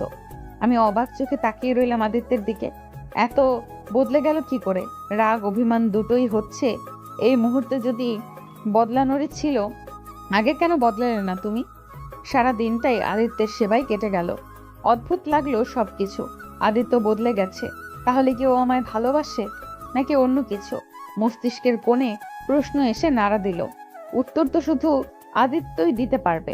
রাত 2টা, শরীর ক্লান্ত নিয়ে বিছানা থেকে উঠে বসলাম আমি। আদিত্য পাশেই বসে ঘুমিয়ে আছে। অদ্ভুত এক মায়া আছে আদিত্যের মুখে। সারাদিন ঘুমিয়ে থাকলে কি আর রাতে ঘুম আসে নাকি? তার উপর জ্বর, কোনো কিছু ভালো লাগছে না। হঠাৎই মায়ের কথা মনে পড়ে গেল আমার। আগে জ্বর আসলে মাকে সারা রাত জড়িয়ে ধরে ঘুমিয়ে থাকতাম। বড্ড মন খারাপ হচ্ছে এখন। আস্তে আস্তে বিছানা থেকে উঠে দাঁড়ালাম আমি। চারদিকে আধো অন্ধকারে ঢেকে গেছে। জানলা ভেদ করে রাতের মৃদু আলো আসছে রুমে। ক্লান্ত মাখা শরীর নিয়ে আস্তে আস্তে হেঁটে জানলার পাশে দাঁড়ালাম আমি। আকাশটা পুরো পরিষ্কার, কোথাও কোনো তারার রেখা নেই। আনমনেই আকাশের দিকে তাকিয়ে আছি আমি। এদিকে আদিত্য আচমকাই ঘুম ভেঙে যায়। আবছা চোখে পাশে আরুষিকে না দেখে ঘাবড়ে আঁতকে উঠল সে। লাফ মেরে বিছানা থেকে উঠে দাঁড়ালো সে। চারপাশে চোখ বুলিয়ে জানালার পাশে আরুষিকে দেখতে পেয়ে স্বস্তির নিঃশ্বাস ফেলল সে। যেন তার আপন মনে প্রাণ ফিরে পেয়েছে। এই জন্যই বলা হয়েছে, কারো মায়ায় জড়িও না প্রিয়। প্রিয় মানুষটা একটু চোখের আড়াল হলেই দম বন্ধ হওয়ার পরিণতিতে চলে যায়। বরাবরই আদিত্য ভালোবাসা কি জানা ছিল না তার, তাই হয়তো এখন একটু বেশি ভয় তার। হুট করে আদিত্য দৌড়ে গিয়ে পিছন থেকে জড়িয়ে ধরলো আরুষিকে। আচমকা কেউ জড়িয়ে ধরাতে ঘাবড়ে গেলাম আমি। শরীর কাঁপছে আমার। তুমি এখানে দাঁড়িয়ে আছো? জানো তোমায় না দেখতে পেয়ে কতটা ভয় পেয়ে গিয়েছিলাম আমি। আদিত্যের মুখের কথা শুনে কি উত্তর দিব আমি ভুলে গেছি। অনেক কিছু বলতে ইচ্ছে করছে, কিন্তু শরীরটা সেটা যাচ্ছে না। আর কিছুক্ষণ দাঁড়িয়ে থাকলেই হয়তো আমি মাথা ঘুরে পড়ে যাব। আনমনি আদিত্যকে বলে উঠলাম আমি, আমায় বিছানায় নিয়ে চলুন। আদিত্য আমার কথা শুনে কোলে তুলে নিল। তারপর বিছানায় নিয়ে এসে বসিয়ে দিয়ে বলল, না ঘুমিয়ে ওখানে কি করছিলে? ভালো লাগছে না আমার, ঘুমাবো আমি। বিনিময়ে আদিত্য কিচ্ছু বলল না। আরুষিকে চুপটি করে বিছানায় শুইয়ে দিল সে। কষ্ট তারও হচ্ছে, আরুষির বলা কথাগুলো তার হৃদয়কে ক্ষতবিক্ষত করে দিচ্ছে। তারপরও কিছু বলতে পারছে না, কারণ এটা তার প্রাপ্য। কিছুক্ষণের মধ্যেই আরুষি ঘুমিয়ে পড়ল। আদিত্য আরুষির মাথায় হাত বুলাতে বুলাতে সেও ঘুমিয়ে পড়ল। মাঝখানে কেটে গেল অনেকগুলো দিন। এই কয়েকদিন আদিত্য অনেক যত্ন নিয়েছে আরুষির। সারা দিন রাত আরুষির সুস্থতার জন্য সব করে গেছে সে। এখন আরুষি পুরোপুরো সুস্থ। আদিত্য ভেবেছে আজকে আরুষিকে তার মনের কথা বলে দিবে সব। তারপর আরুষি যা করে করবে। তার বিশ্বাস আরুষি তাকে ক্ষমা করে দিয়ে সব আবার আগের মতো করে ফেলবে। একগুচ্ছ গোলাপ কিনে গাড়ি ড্রাইভ করছে সে। মনটা ফুরফুরে লাগছে তার। অনেক দিনের ইচ্ছে আজ পূরণ করে ফেলবে সে। বিছানায় বসে আছি আমি, হাতে ফোন। উদ্দেশ্য হলো বাড়িতে একটা ফোন করা। কতদিন হয়ে গেল বাড়ির কারোর সাথে কথা হয়েছে না, দেখা হয়েছে। খুশি মনে ফোনটা তুলে বাড়িতে একটা ফোন করলাম আমি। প্রথম কলে কেউ ফোন তুললো না। আবার ফোন করলাম আমি। আশপাশ থেকে এসে ছোট ভাই রুহান ফোন ধরে বলল, হ্যালো। আমি খুশি হয়ে বললাম, ভাই। তুমি কেন ফোন দিয়েছো আপু? রুহানের কথা বুকের ভেতরটা ধক করে উঠলো আমার। আমি শান্ত মনে বলে উঠলাম, ভাই এইভাবে কথা কেন বলছিস? আম্মুকে ফোন দে। আপু তোমার জন্য আব্বু আম্মুকে অনেক মেরেছে, তুমি এমন কেন করলে? রুহানের কথা শুনে কষ্ট হচ্ছে এখন। আমি কাঁদতে কাঁদতে বলে উঠলাম, বিশ্বাস কর ভাই, আমি কিছু করিনি। এমন সময় রুহানের কাছে ফোন নিয়ে আব্বু ধমকের স্বরে বলে উঠল, কোন সাহসে তুমি আমাদের ফোন দিয়েছ? তোমাকে বলে দিয়েছি না আমাদের কাছে তুমি। বাবা আর কিছু বলা বা শোনার আগেই আব্বু ফোনটা ওপাশ থেকে আরুষি বেশ কয়েকবার হ্যালো করলেও কেউ শুনল না তার আর্তনাদ। আরুষি কাঁদতে কাঁদতে বলে উঠল, কি করে বোঝাই তোমাদের আমি কিছু করিনি? চেঁচিয়ে কাঁদতে লাগলো আরুষি। বিছানার চাদর উলটপালট করে ফেলেছে সে। যন্ত্রণায় বুক ফেটে যাচ্ছে তার। ছোট ভাইটাও তার সাথে খারাপ ব্যবহার করছে, যেটা মোটেও মেনে নিতে পারছে না আরুষি। এদিকে কিছুক্ষণ পর আদিত্য রুমে ঢুকে রুমের অবস্থা দেখে চমকে উঠল সে। আরুষির সামনে গিয়ে বলল, এসব কি করেছো তুমি? কি হয়েছে? আদিত্যের কথা শুনে রেগে যায় আরুষি। আদিত্যের কলার চেপে ধরে চেঁচিয়ে বলে উঠল সে, এমন কেন করছেন আপনি? আপনার জন্য আজ আমার এই অবস্থা। কে বলেছিল এভাবে বিয়ে করতে? শুধুমাত্র আপনার জন্য আজ আমার পুরো পরিবার ঘৃণা করছে। কেউ আমার সাথে কথা পর্যন্ত বলতে চাচ্ছে না। কি ভুল ছিল আমার? আপনি চেয়েছিলেন আমি আপনার লাইফ থেকে সরে যাই, সরে এসেছি। তাহলে কেন এমন করলেন? বলতে বলতে ঢুকরে কেঁদে দেয় আরুষি। আদিত্য হুট করে ভালোবাসি আদিত্যের কথা শুনে হাসলো আরুষি। ভালোবাসেন? হ্যাঁ, হাসালেন তো মিস্টার আদ্রিয়ান আহমেদ আদিত্য। আপনার মুখে ভালোবাসার কথা মানায় না। যে আমার মৃত্যুর কথা শুনে ভয় পায় না, সে আর যাই হোক আমায় ভালোবাসতে পারে না। কেন বুঝতে পারছো না আমি সত্যি কথা বলছি? আপনাকে আমার কিছু বোঝাতে হবে না, বেরিয়ে যান রুম থেকে। আমার আপনাকে সহ্য হচ্ছে না। আমার কথাটা তো শোনো। আমি আপনার কোনো কথা শুনতে চাই না, বেরিয়ে যান। আদিত্য আর কিছু বলতে পারলো না, রুম থেকে বেরিয়ে যায় সে। আর আরুষি চেঁচিয়ে কেঁদে উঠল। ভুল করেছে সে আদিত্যের মতো একটা মানুষকে ভালোবেসে। আরুষির বলা কথাগুলো এসে ছুরির মতো আঘাত করছে আদিত্যের বুকে। না, সে কিছু বলতে পারছে না, সহ্য করতে পারছে। আদিত্য একটা রুমে ঢুকে সজোরে গোলাপ ফুল ছিটকে ফেলে দিল। অনেকগুলো ড্রিঙ্কের বোতল নিয়ে বসে পড়লো নিচে। তারপর একটা ছবির দিকে তাকিয়ে বলে উঠল সে। কেন সব সময় আমার সাথে এমনটা হয় মা? যখনই ভাবি নিজেকে গুছিয়ে নিব, তখনই কেন সব কিছু এলোমেলো হয়ে যায়? কেন? কথাগুলো বলতে বলতে ড্রিঙ্ক করছে আদিত্য। তার যে খুব কষ্ট হচ্ছে, বুকের ভিতর ছারখার হয়ে। অন্ধকার রুমে লাগাতার ড্রিঙ্ক করে যাচ্ছে আদিত্য। চোখ পুরো লাল বর্ণ ধারণ করেছে তার। নেশা হয়ে গেছে প্রচুর, তারপরও আদিত্য ড্রিঙ্ক করা থামাচ্ছে না, কারণ তার কষ্ট কমছে না। একের পর এক মদের বোতল খালি করছে সে। এক পর্যায়ে নিচে শুয়ে পড়ে আদিত্য। বিছানায় অগোছালো অবস্থায় শুয়ে আছি আমি, কোনোভাবেই ঘুম আসছে না। কষ্ট হচ্ছে খুব। একদিকে আদিত্য, অন্যদিকে পরিবার, দুদিকেই কষ্ট দিচ্ছে আমায়। আচ্ছা, আদিত্য তো বলেছে আমায় ভালোবাসে, তাহলে আমি কেন এখন মেনে নিতে পারছি না তাকে? উফ, ভালো লাগছে না কিছু। পুরো পরিবার কষ্ট পাচ্ছে শুধুমাত্র আদিত্যের জন্য। এটাই হয়তো ওকে মেনে না নেওয়ার প্রথম কারণ আমার। হুট করে বিছানা থেকে উঠে দাঁড়ালাম আমি। ঘড়ির দিকে তাকাতেই 2:02। রাত তো অনেক হয়েছে, তাহলে ঘুম কেন আসছে আমার? হঠাৎ কি মনে করে বিছানা থেকে উঠে দরজার কাছে চলে গেলাম আমি। আস্তে আস্তে দরজা খুলে ফেললাম আমি। অবাক, দরজা খোলা ছিল নাকি? হুট করেই রুম থেকে বাইরে বেরিয়ে আসলাম আমি। পুরো বাড়ি অন্ধকারে ডুবে আছে, কিন্তু হালকা মৃদু আলোতে সবই দেখা যাচ্ছে। চারপাশে ঘুরে ঘুরে তাকালাম, কিছু একটা খটকা লাগছে। বাড়িতে কেউ নেই নাকি? হুট করে আদিত্যের কথা মাথায় আসলো আমার। ধীরে ধীরে সিঁড়ি বেয়ে নিচে নামলাম আমি। আচমকা একটা রুম থেকে কিছু একটা পড়ার শব্দ পেতেই পুরো কেঁপে উঠলাম আমি। মনে হলো কাঁচ ভাঙলো। কাপা কাপা শরীর আর একরাশ ভয় নিয়ে রুমের দিকে পা বাড়ালাম আমি। কেন জানি না কি হলো, এই মাত্র না দেখতে পারলে শান্তি পাবো না আমি। হাতের মোবাইলটার লাইট অন করে সেদিকে পা বাড়ালাম আমি। এতক্ষণ মনেই ছিল না আমার হাতে ফোন আছে। স্তব্ধ হয়ে দাঁড়িয়ে পড়লাম আমি রুমটার দরজার সামনে, কারণ সামনে আদিত্যের হাত বেয়ে টপ টপ করে রক্ত পড়ছে। আদিত্যের এমন কাজ দেখে বুকের ভেতর ধক করে উঠলো আমার। কোনো কিছু না ভেবেই দৌড়ে চলে গেলাম আমি আদিত্যের সামনে। তারপর আদিত্যকে ধরে বলে উঠলাম, আদিত্য, এগুলো কি করছেন আপনি? বিনিময়ে আদিত্য কিচ্ছু বলল না। ও হয়তো শুনতেই পায়নি আমার কথা। আদিত্যের জবাব না পেয়ে আবারও ডাকলাম আমি। এবারও উত্তর দিল না আদিত্য। মনে মনে প্রচন্ড রাগ হচ্ছে আমার। হুট করে আদিত্যের শার্টের কলার চেপে ধরে বলে উঠলাম আমি, আদিত্য, এগুলো কি করছেন আপনি? হাত বেয়ে রক্ত পড়ছে তো। মিনমিন চোখে তাকালো আদিত্য আমার দিকে, কিন্তু কিছু বলল না আদিত্য, শুধু তাকিয়ে রইল। কি হলো, কথা বলছেন না কেন? এসব কি করছেন আপনি? হুট করেই আদিত্য আমার হাত ধরে দিল টান। আচমকা এমনটা হওয়াতে আমি ঘাবড়ে গিয়ে পড়লাম আদিত্যের বুকে। নিঃশ্বাস বন্ধ হয়ে আসছে আমার। এসব কি করছেন আপনি? তুমি খুব খারাপ।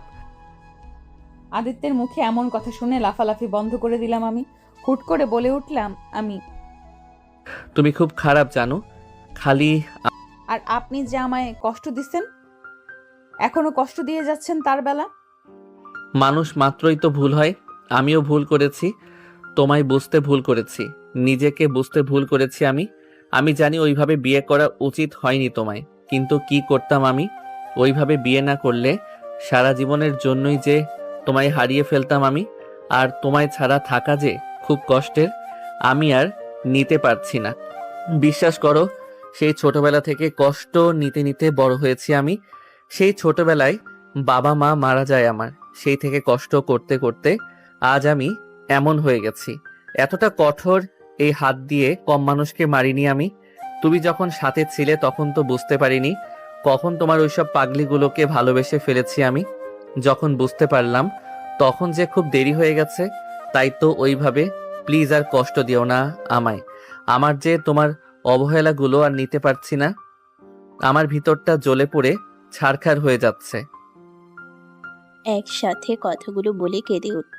এদিকে আমি আদিত্যের মুখে এইসব কথা শুনে কি বলবো বুঝতে পারছি না। আমারও তো কষ্ট হচ্ছে। হুট করে আদিত্য শক্ত করে জড়িয়ে ধরলো আমাকে, তারপর বলে প্লিজ আমায় ছেড়ে যেও না। সবাই চলে গেছে আমায় একা করে দিয়ে। আমার মা, আমার বাবা, সবাই। প্লিজ তুমি যেও না। তুমি চলে গেলে আমি তো সত্যি সত্যি মরে যাব। আদিত্যের কথা শুনে কলিজা কেঁপে উঠলো আমার, কিন্তু কিছু বলতে পারলাম না আমি। এত কষ্ট পাচ্ছে আদিত্য আমার জন্য। কিছুক্ষণ পর হঠাৎই মনে পড়ে গেল আমার আদিত্যের হাত দিয়ে তো রক্ত পড়ছে। এখন কি করব? আদিত্য যেভাবে ধরে আছে আমার পক্ষে কি ওকে বাইরে নিয়ে যাওয়া সম্ভব? আবারও ডাকলাম আদিত্যকে, প্লিজ সবার আগে এখান থেকে চলুন, আপনার হাত বেয়ে রক্ত পড়ছে তো। বিনিময়ে আদিত্য কোনো জবাব দিল না। শেষমেশ কোনো উপায় না পেয়ে আদিত্যকে ধরে উঠালাম আমি। তারপর আদিত্যের হাত আমার কাঁধে দিয়ে হাঁটা শুরু করলাম। ধীরে ধীরে হাঁটতে শুরু করলাম আমি। এক হাতে মোবাইল, প্রচুর কষ্ট হচ্ছে। হঠাৎ সামনের সোফার সাথে ধাক্কা লেগে পড়ে গেলাম। সোফার উপর আমি নিচে আর উপরে আদিত্য। হায় রে, এখন কি হবে? এত বড় ছেলেকে আমার মতো এত পুচকে একটা মেয়ে কখনো নিয়ে আসতে পারে নাকি? তারপরে যে হারে ড্রিঙ্কস করছে, সমস্ত ভার তো আমার উপরেই দিয়ে দিয়েছে মনে হয়। আস্তে আস্তে আদিত্যকে ছাড়িয়ে উঠে দাঁড়িয়ে জোরে জোরে শ্বাস ফেলতে শুরু করলাম আমি।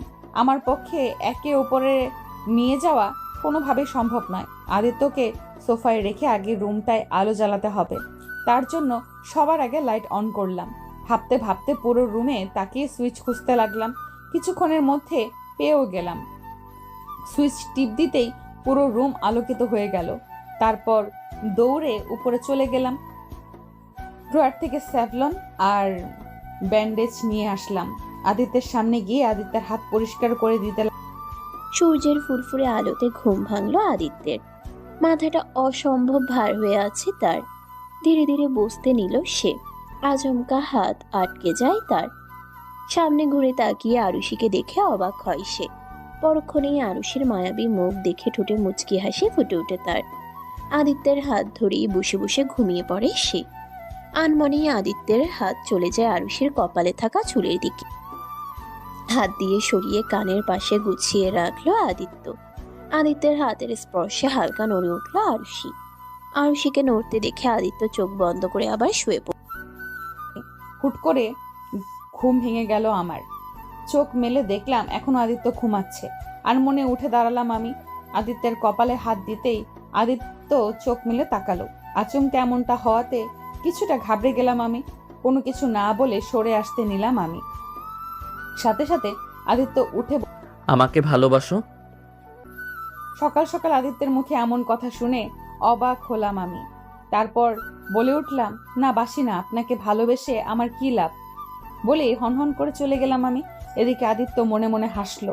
তারপর বলে আমি জানি তুমি আমায় এখনো ভালোবাসো। এখন একটু অভিমান করে আছো।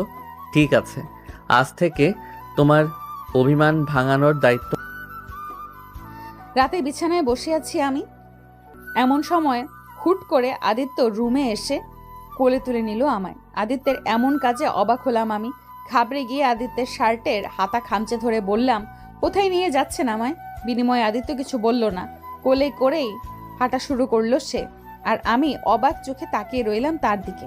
আদিত্য কোলে করে এনে গাড়িতে বসিয়ে দিল আমায়। তারপর নিজেও ড্রাইভার সিটে বসে গাড়ি চালাতে শুরু করলো। বেশ কিছুক্ষণ পর আদিত্য গাড়ি থামিয়ে দিল। তারপর চল। হ্যাঁ, না কিছু বলার আগেই আদিত্য হাত ধরে হাঁটতে শুরু করলো। কিছু দূর হাঁটতে একটা আইসক্রিমের দোকানের সামনে দাঁড়ালো। তারপর বলে উঠল, আইসক্রিম খাবে? আদিত্যের কথা শুনে মুখ ঘুরিয়ে নিলাম আমি। আদিত্য কিছু না বলেই দুটো আইসক্রিম নিয়ে আসলো। তারপর আমার হাতে দিয়ে আদিত্যের ধমক শুনে পুরো কেঁপে উঠলাম আমি। বাবা গো, মনে হয় পুরো চটে আছে। ভয়ে আদিত্যের হাত থেকে আইসক্রিম নিয়ে নিলাম আমি। তারপর আইসক্রিম খেতে শুরু করলাম। আদিত্য আমার কাণ্ডে হাসলো। এরপর আমার হাত ধরে হাঁটতে শুরু করলো। তার কাজে রীতিমতো অবাক আমি। কিছুটা আগের আমির মতো বিহেভ করছে সে। জ্যোৎস্না ভরা রাত, আকাশে কয়েক শত তারা ঝলমল করছে, তার সাথে ফুরফুরে বাতাস, সব মিলিয়ে এক অদ্ভুত সুন্দর একটা পরিবেশ। আর এমন পরিবেশ দিয়ে আমার হাত ধরে হাঁটছে আদিত্য। উপরে উপরে রেগে থাকলেও ভেতর থেকে অসম্ভব খুশি আমি। এমন সময় সামনে কয়েকটা ফুচকার দোকান দেখতে পেলাম, কিন্তু সেটা আদিত্যকে কিভাবে বলবো? দোকানের ফুচকার দিকে তাকাতেই ঠোঁট বাহিরে বেরিয়ে আসলো আমার। ধুর, রেগে থাকলে এই এক ঝামেলা, না যায় কিছু বলা, না যায় কিছু করা। আমরা ফুচকাওয়ালার দোকান থেকে টপকে চলে যাচ্ছি, ধুর ভালো লাগে না। কিছুটা দূর যেতেই হঠাৎ আদিত্য দাঁড়িয়ে পড়ল। তার কাছে অবাক আমি। হঠাৎ আদিত্য বলে উঠল, ফুচকা খেতে ইচ্ছে করছে। এটা বললেই তো হয়। বুঝলো কেমনে? যেভাবে তাকিয়েছিলে যে কেউ বুঝে যেত। ওভাবে তাকানোর মতো কিছু বলিনি। চলো তাড়াতাড়ি। বলে আবার উল্টো দিকে আমার হাত ধরে হাঁটা দিল আদিত্য। আমি আদিত্যের কাজে মনে মনে চরম খুশি হয়েছি। আদিত্য আমার হাত ধরে ফুচকাওয়ালার দোকানের সামনে নিয়ে গেল। তারপর পরপর 3 প্লেট ফুচকা খেলাম, আর আদিত্য শুধু আমার মুখের দিকে তাকিয়েছিল। পরের দিন বিকেলে ফুরফুরে আলোকিত সুন্দর একটি পরিবেশে ব্রিজ ওপর দিয়ে গাড়ি ড্রাইভ করছিল আদিত্য। হঠাৎই সে গাড়ি থেমে গেল, থামিয়ে দিল। তারপর আমার হাত ধরে নিয়ে গেল ব্রিজের নিচে। অসম্ভব সুন্দর আর মনোমুগ্ধকর পরিবেশ। আদিত্য আমার হাত ধরে নদীর কিনারায় চলে গেল। তারপর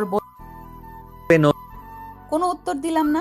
আদিত্য আর কিছু না বলে আমার হাত ধরে উঠে পড়ল নৌকায়। নদীর ঢেউয়ের শব্দ আর আশেপাশের গাছপালা দিয়ে ঘেরা একটা জায়গা। মুহূর্তগুলো সুন্দর। হঠাৎই আদিত্য বলে উঠল, আমি জানি তুমি এখনো আমায় খুব ভালোবাসো, শুধু তোমার অভিমানের দেয়ালটা একটু ভারী, তাই বলছো না। ঠিক আছে, কোনো ব্যাপার না, তোমায় কিছু বলতে হবে না। শুধু কখনো ছেড়ে যেও না আমায়। আমি যে তোমায় অসম্ভব ভালোবাসি। যেদিন তোমার অভিমানের দেয়াল হালকা হবে সেদিন বেশি কিছু নয়, শুধু সুন্দর করে সেজে গুজে মুখ ফুটে বলো আমায় অভিমানেই আছো তুমি। কথা দিচ্ছি আর কখনো কষ্ট দিব না তোমায়। এইটুকু বলে নৌকার উল্টো দিকে চলে গেল আদিত্য। আর আমি চুপটি করে আদিত্যের কথাগুলো শুনলাম। আদিত্য চলে যেতেই আনমনে হাসলাম আমি। অভিমান তো কবেই ভেঙে গেছে প্রিয়। মাঝখানে কেটে গেল পরপর অনেকগুলো দিন। সারাদিন ঘুরে আর মজার মুহূর্তে কেটেছে দিনগুলো। এই কয়েকদিনে বেশ কয়েকটা জায়গায় ঘুরেছি আমরা। দিনের বেলা নদীর কিনারায় ঢেউয়ের হাতছানি, আর রাতের বেলায় আকাশে জল করা তারা, চাঁদের সংমিশ্রণে করা হাসি। সব মুহূর্তগুলোই একদম হৃদয়ে গাঁথা থাকবে। সকালের ফুরফুরে আলোতে ঘুম ভাঙলো আমার। পাশেই আদিত্য এখনো ঘুমিয়ে আছে। আনমনে হাসলাম আমি। আদিত্য অনেক বদলে গেছে। সত্যি খুব সুন্দর ছিল বিগত দিনগুলো। আনমনেই আমার হাত চলে গেল আদিত্যের কপালে। অসম্ভব সুন্দর লাগছে তাকে। কপালের সাথে আটকে থাকা চুলগুলো অসম্ভব মানিয়েছে তাকে। ছেলেদের এত সুন্দর হলে চলে নাকি? আনমনে হাসলাম আমি। তারপরে বিছানা থেকে উঠে সোজা চলে গেলাম ওয়াশরুমে। আজকে খুব খুশি লাগছে। ওয়াশরুম থেকে বের হতেই দেখলাম আদিত্য উঠে গেছে। কিছু না বলেই রুম থেকে বেরিয়ে গেলাম আমি। ব্রেকফাস্ট শেষ করে আদিত্য চলে গেল তার কাজে, আর আমি সারাদিন শুধু ঘরে থাকি। বিকেলে ঘুরতে বের হই। আজকে ভেবে রেখেছি আদিত্যের সাথে আর রাগারাগি করব না। আজকেই বাড়ি ফিরলে সব রাগ অভিমান ভেঙে নতুন করে সব শুরু করব আমরা। তারপর পরিবারের সাথেও আবার সব ঠিক করে নেব। আমি জানি আদিত্যকে আজ বুঝিয়ে বললে ঠিক আমাদের মেনে নেবে। আজকে খুব সুন্দর করে সেজেগুজে আদিত্যের সামনে দাঁড়িয়ে বলে উঠব, আমি অভিমানেই আছো তুমি। আর আমার সেই অভিমানের দেওয়াল ভেঙে নতুন করে তৈরি করব আদিত্য আরুষির নতুন জীবন। আর থাকবে না কোনো কষ্ট, আর থাকবে না কোনো যন্ত্রণা। আজকে আদিত্য তোমায় বলে দিব তোমায় যে ভালোবাসি খুব। এসব ভাবতে ভাবতে আনমনে হেসে উঠলাম আমি। তারপর সিঁড়ি বেয়ে উপরে চলে আসলাম। দুপুর 2টা। শাওয়ার নিয়ে এসেছি, অনেকক্ষণ হয়েছে। আজকে একটা রেড কালারের কাতান শাড়ি পরেছি, মুঠো ভর্তি লাল কাচের চুড়ি, চুলগুলো খোলা, সাথে চোখে কাজল আর হালকা মেকআপ। ঘড়ির কাঁটায় দুপুর 2:02 আর কিছুক্ষণের মধ্যে আদিত্য চলে আসবে। আজকে অনেক বড় সারপ্রাইজ দিব তোমায় মাই কিউট জামাই। ভাবতেই খুশি লাগছে খুব। মাঝখানে পার হয়ে গেল অনেকটা সময়। ঘড়ির কাঁটায় 3টে বেজে গেছে, কিন্তু আদিত্য আসার নামগন্ধ নেই। একরাশ টেনশন মাখা মুখ নিয়ে রুমের মধ্যে পায়চারি করছি আমি। হঠাৎ কেন একটা অনুভব হলো আমার। আচমকা এমনটা হওয়ার কারণ বুঝলাম না। থুর, আদিত্যের কিছু হয়নি তো? হয়তো কোনো কাজে আটকে পড়েছে, এক্ষুনি চলে আসবে এইসব বলে নিজেকে সান্ত্বনা দিচ্ছি মনকে, কিন্তু মনটা অস্থির হয়ে আছে। টেনশনে কেটে গেল আরও 1 ঘন্টা। এখন পুরোই অবস্থা খারাপ হয়ে যাচ্ছে। এতটা দেরি হচ্ছে কেন, কি করব কিছুই বুঝতে পারছি না। অস্থিরতা কাজ করছে ভীষণ, বুকের ভেতর ভয় ভয় লাগছে। আচমকা ফোনের শব্দে আমি পুরো কেঁপে উঠলাম। কাপা কাপা হাতে ফোনটা তুলে নিলাম উপরে। আদিত্যের নাম দেখে একটু রেগে বলে উঠলাম, এত সময় লাগছে কেন বাড়ি ফিরতে? আর বাড়ি না এসে ফোন কেন দিচ্ছ? আর কিছু বলার আগেই ওপাশ থেকে একটা অচেনা লোক বলে ম্যাডাম, অপরিচিত কণ্ঠ আসতে বুক কেঁপে উঠল আমার। আদিত্যের ফোনে অন্য কেউ। আমি কাপা গলায় বলে উঠলাম, বলুন আপনি কে? আর আদিত্যের ফোনে আপনি কথা বলছেন কেন? আসলে ম্যাডাম, এই ফোনটা যার, সে অ্যাক্সিডেন্ট করেছে। মুহূর্তের মধ্যে লোকটার কথা শুনে মনে হলো পায়ের নিচ থেকে মাটি সরে গেছে আমার। ওনাকে হসপিটালে নেওয়া হয়েছে, আপনিও চলে যান, খুব গুরুতর আঘাত পেয়েছে। তা শুনে পুরো কলেজে কেঁপে উঠলো আমার। এটা হতে পারে? আদিত্য, চেঁচিয়ে কেঁদে উঠলাম আমি। কিছুতেই কিছু মেনে নিতে পারছি না আমি তো ঠিক করে নিতে চেয়েছিলাম, তাহলে এটা কি হলো? আর ভাবতে পারছি না আমি। দ্রুত গতিতে হসপিটাল যেতে হবে আমার। হাসপাতালের করিডোর দিয়ে দৌড়াচ্ছি আমি। বুকের ভেতর অসম্ভব যন্ত্রণা হচ্ছে। বারবার মনে হচ্ছে আদিত্যের কিছু হয়ে গেলে আমি কি করে বাঁচবো। চোখের পানি যেন থামছেই না। হসপিটালের বেডে ঢুকতেই কলিজা কেঁপে উঠলো আমার। পুরো মুখে ব্যান্ডেজ দেওয়া আদিত্যের, সারা শরীরের অবস্থা খুব খারাপ, যা দেখে রীতিমতো আমার অবস্থা খারাপ হয়ে গেল। আমি দৌড়ে আদিত্যের হাত ধরে কেঁদে উঠলাম।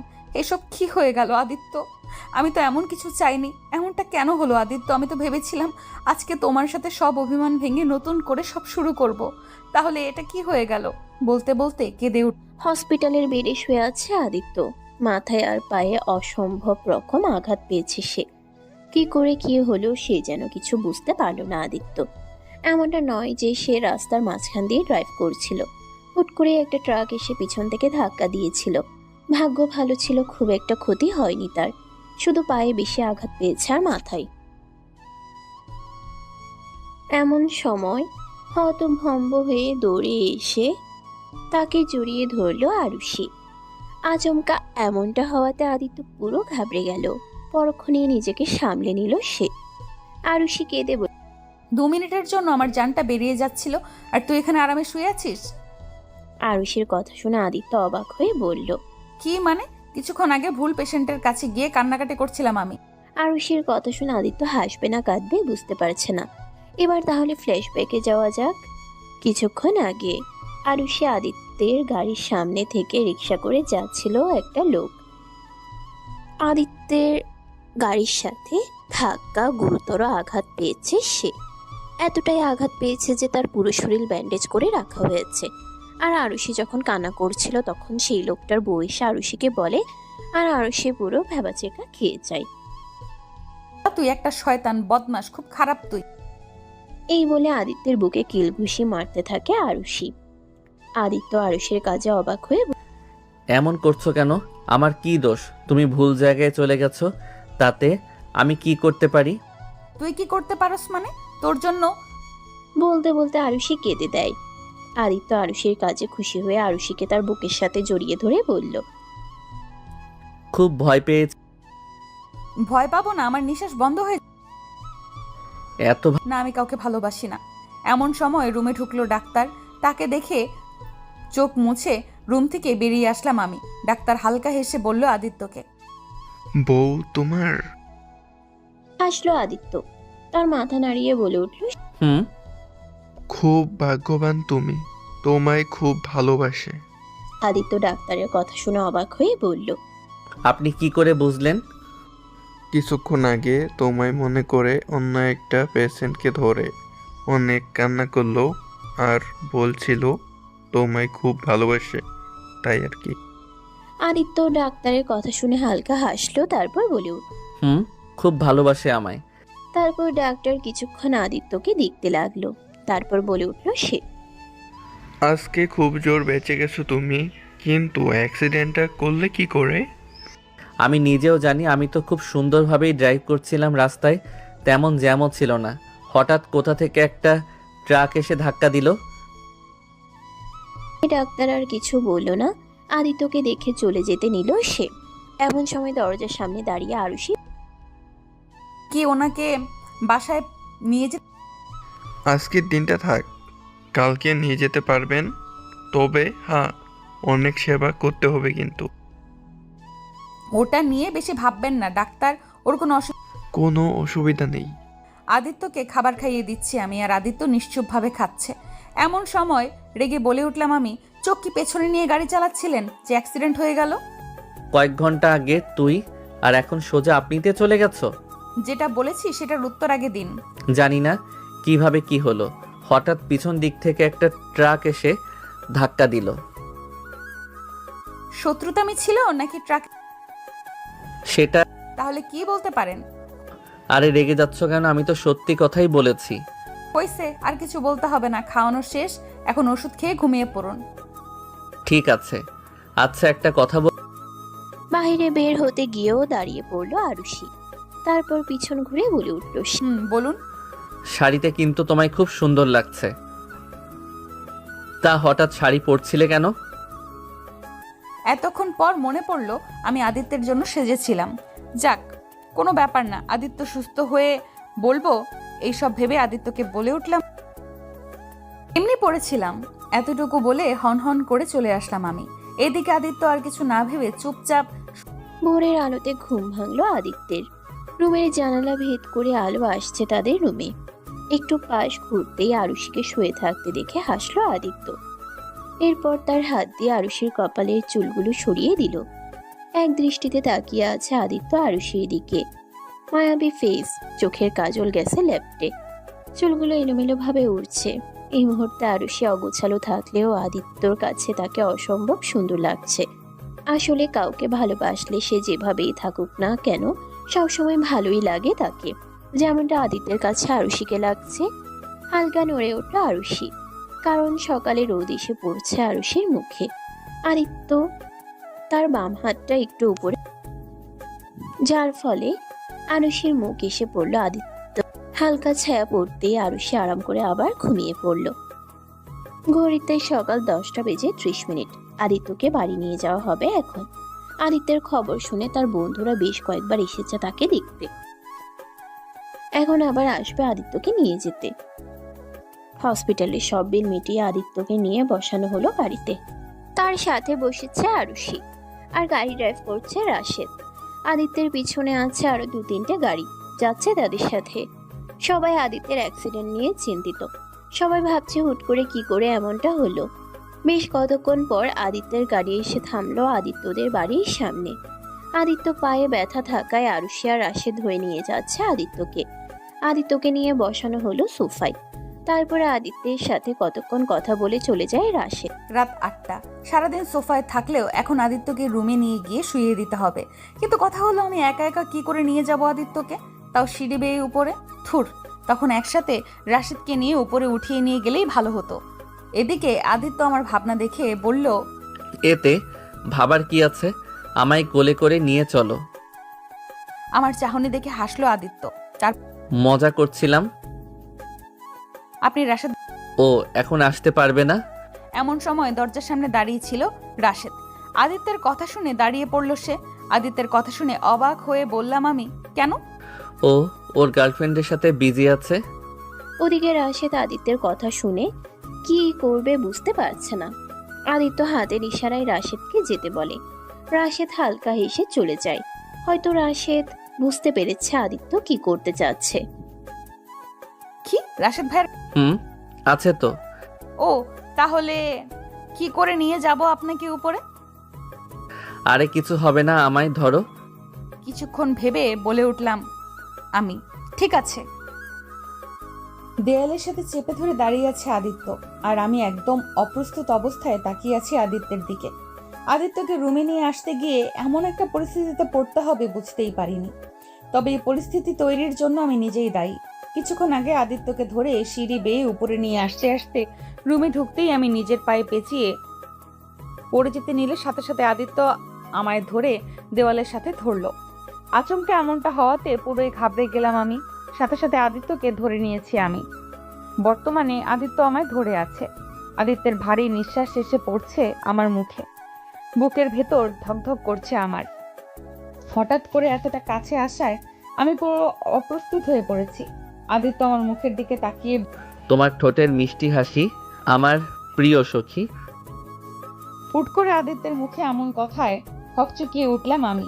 কোনো কিছু না বলেই আদিত্য ঝাড়িয়ে বসিয়ে দিলাম বিছানায়। আদিত্য আমার কাজে কিছু বলল না, চুপ করে রইল। আদিত্যের নিঃস্বতা বলে দিচ্ছে সে অভিমান করেছে। মাঝখানে কেটে গেল পুরো 1 মাস 10 দিন। এখন একদম আগের মতো সুস্থ হয়ে গেছে। এই 1 মাস 10 দিনে বদলে গেছে অনেক কিছু। আরুষি হয়তো বলেনি আদিত্যকে সে ভালোবাসে তাকে, কিন্তু রাগ করে আর কথা বলেনি। বলতে গেলে সবকিছু স্বাভাবিক হয়ে গেছে আদিত্য আর আরুষির মধ্যে। শুধু আরুষি মুখে প্রকাশ করেনি এখনো সে আদিত্যকে ভালোবাসে। সন্ধ্যার প্রহরে আলো, সূর্যের রক্ত লাল করা আলোকিত সন্ধ্যায় বিছানায় বসে আছি আমি। মনের ভেতর এক অদ্ভুত শিহরণ বয়ে চলেছে। আদিত্যের সাথে স্বাভাবিক হলেও কোথাও কিছু ঠিক নেই। মনের ভেতর শূন্যতা, ভালোবাসার শূন্যতা, কিছুটা পরিবারের আর বাকিটা আদিত্যের। কবে সব ঠিক হবে ভেবে দীর্ঘশ্বাস ফেললাম আমি। এমন সময় রুমে আসলো আদিত্য। আমায় মনমরা হয়ে বসে থাকতে দেখে বলে উঠল, মন ভালো? আচমকা কারো মুখে এমন কথা শুনে সামনে তাকালাম আমি। আদিত্যকে দেখে বলে উঠলাম, না তেমন কিছু নয়। হুট করে আদিত্য আমার হাত ধরে বলল, চলো। আমি অবাক চোখে তাকিয়ে বলে উঠলাম আদিত্যকে, কোথায়? আরে চলো, না গেলেই দেখতে পাবে। এই বলে কিছু ব্যাগ আমার হাতে গুছিয়ে দিয়ে বলল সে, এগুলো সব পরে ফেলো, তোমার জন্য এনেছি। এগুলো পরে বিনিময়ে কিছু বললাম না আদিত্যকে। হাত থেকে ব্যাগগুলো নিয়ে শুধু মাথা নাড়ালাম। আদিত্য হাসলো শুধু, তারপর বেরিয়ে গেল রুম থেকে। আদিত্য বের হতেই ব্যাগটা খুললাম। অসম্ভব সুন্দর রেড কালারের একটা জর্জেট চুড়িদার, অসম্ভব সুন্দর। হাতে সাথে হালকা কিছু গহনাপত্র, আর তার সাথে ছোট্ট একটা চিরকুট। মুচকি হেসে চিরকুটটা হাতে নিলাম আমি। চিরকুট খুলতেই উপরে লেখা কিছু কথা। আমার প্রিয় ময়ূরী যান, বেশি কিছু নয়, চুলগুলো খুলে সাথে সামান্য কিছু সাজে সজ্জিত হয়ে এসো আমার কাছে। আজকে যে মনের গহীন দিয়ে তোমায় বলবো অনেক কিছু। বেশি অপেক্ষা করিও, খুন হয়ে যাব যে। তবে তোমার মায়াবী মুখ আর মায়াবী কিছু সাজে সজ্জিত হওয়া মুখখানা খুব যে দেখতে ইচ্ছে করছে। বেশি অপেক্ষা করিও না প্লিজ, আমি তো পাগল হয়ে যাব। তবে ময়ূরী যান। আদিত্যের দেওয়া চিরকুট দেখে আনমনে হাসলাম আমি। তারপর তাড়াতাড়ি তৈরি হতে লাগলাম। আদিত্যের দেওয়া উপহারে সিঁড়ি বেয়ে নিচে নামলাম আমি। আদিত্যের দেওয়া সব উপহার পরে আদিত্য সামনেই সোফায় চুপ করে বসে আছে। পরনে তার ব্ল্যাক শার্ট আর ব্ল্যাক জিন্স। শার্টের হাতা কনুই পর্যন্ত ফোল্ড করা, চুলগুলো সুন্দর করে গোছানো, হাতে ব্র্যান্ডেড কালো ঘড়ি। সব মিলিয়ে অসম্ভব সুন্দর লাগছে তাকে। আমি আনমনে হেসে চলে গেলাম। তার সাথে হালকা কাশি দিতেই আদিত্য আমার দিকে। চলে এসেছো? আমি কিছু বলার আগেই আদিত্য আমার হাত ধরে হাঁটা শুরু করে দিল। আমি অবাক চোখে শুধু তাকিয়ে রইলাম আদিত্যের দিকে। আদিত্য আমায় নিয়ে এসে গাড়িতে বসিয়ে দিল।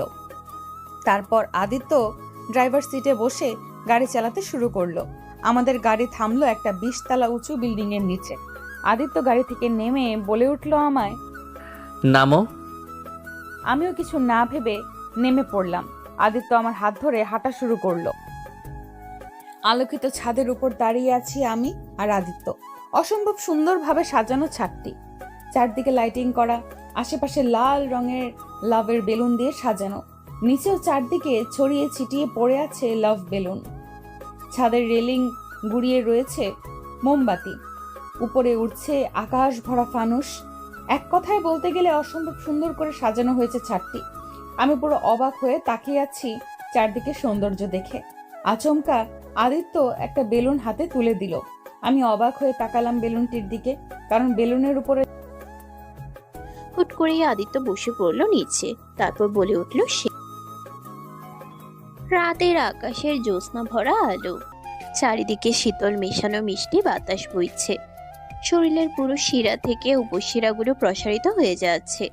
20 তলা উঁচু বিল্ডিং এর উপরে বসে আছে আদিত্য। ময়ূরী যান, তোমায় আমি নিজের থেকেও বেশি ভালোবাসি। আমি জানি তুমিও আমায় ভালোবাসো, হয়তো আমার থেকেও বেশি। জানি তোমার অভিমানের দেয়ালটা একটু ভারী, কিন্তু অনেক তো হলো। আর কত ময়ূরী যান, তোমার অবহেলাগুলো যে আমায় তিলে তিলে শেষ করে দিচ্ছে। প্লিজ আর কষ্ট দিও না আমায়, আর তুমিও কষ্ট পেও না। আমি তোমায় কথা দিচ্ছি, সব কিছু আবার আগের মতো করে দিব। তোমার ফ্যামিলির সবাইকে তোমার সামনে নিয়ে আসবো আমি। কিন্তু প্লিজ আর অভিমান করে থেকো না আমার উপর। এখন তো তোমার অভিমানের দেয়াল ভেঙে ভালোবাসো আমায়, আবার আগের মতো। এতটুকু বলে থেমে যায় আদিত্য। তারপর আবার বলে তোমার অভিমানের দেয়াল ভাঙবে কি আজকে, যেখানে সাক্ষী থাকবে ওই আকাশের চাঁদটা, ভরা আকাশ জুড়ে তারাগুলো, এই আলোকিত ক্যান্ডেলগুলো। তোমার অভিমান ভেঙে গেলে আবার নতুন করে সব কিছু শুরু করব আমরা। তাহলে সেখানে থাকবে শুধু আদিত্য আরুষির ভালোবাসার কাহিনী। বলেই আদিত্য আরুষির দিকে একটা ডায়মন্ডের আংটি এগিয়ে দিল। এদিকে নিশ্চুপ হয়ে দাঁড়িয়ে আছি। এমনটা নয় যে আদিত্যের উপর আমার কোনো অভিমান আছে। আমার অভিমানের দেওয়াল তো সেই কবেই ভেঙে গেছে। এসব দেখে মুচকি হেসে হাত এগিয়ে দিলাম আদিত্যের দিকে। আদিত্য আমার কাজে চরম খুশি। সেও মুচকি হেসে আংটি পরিয়ে দিল আমার হাতে। আদিত্য উঠে দাঁড়াতেই জাপটে জড়িয়ে ধরলাম আমি আদিত্যকে।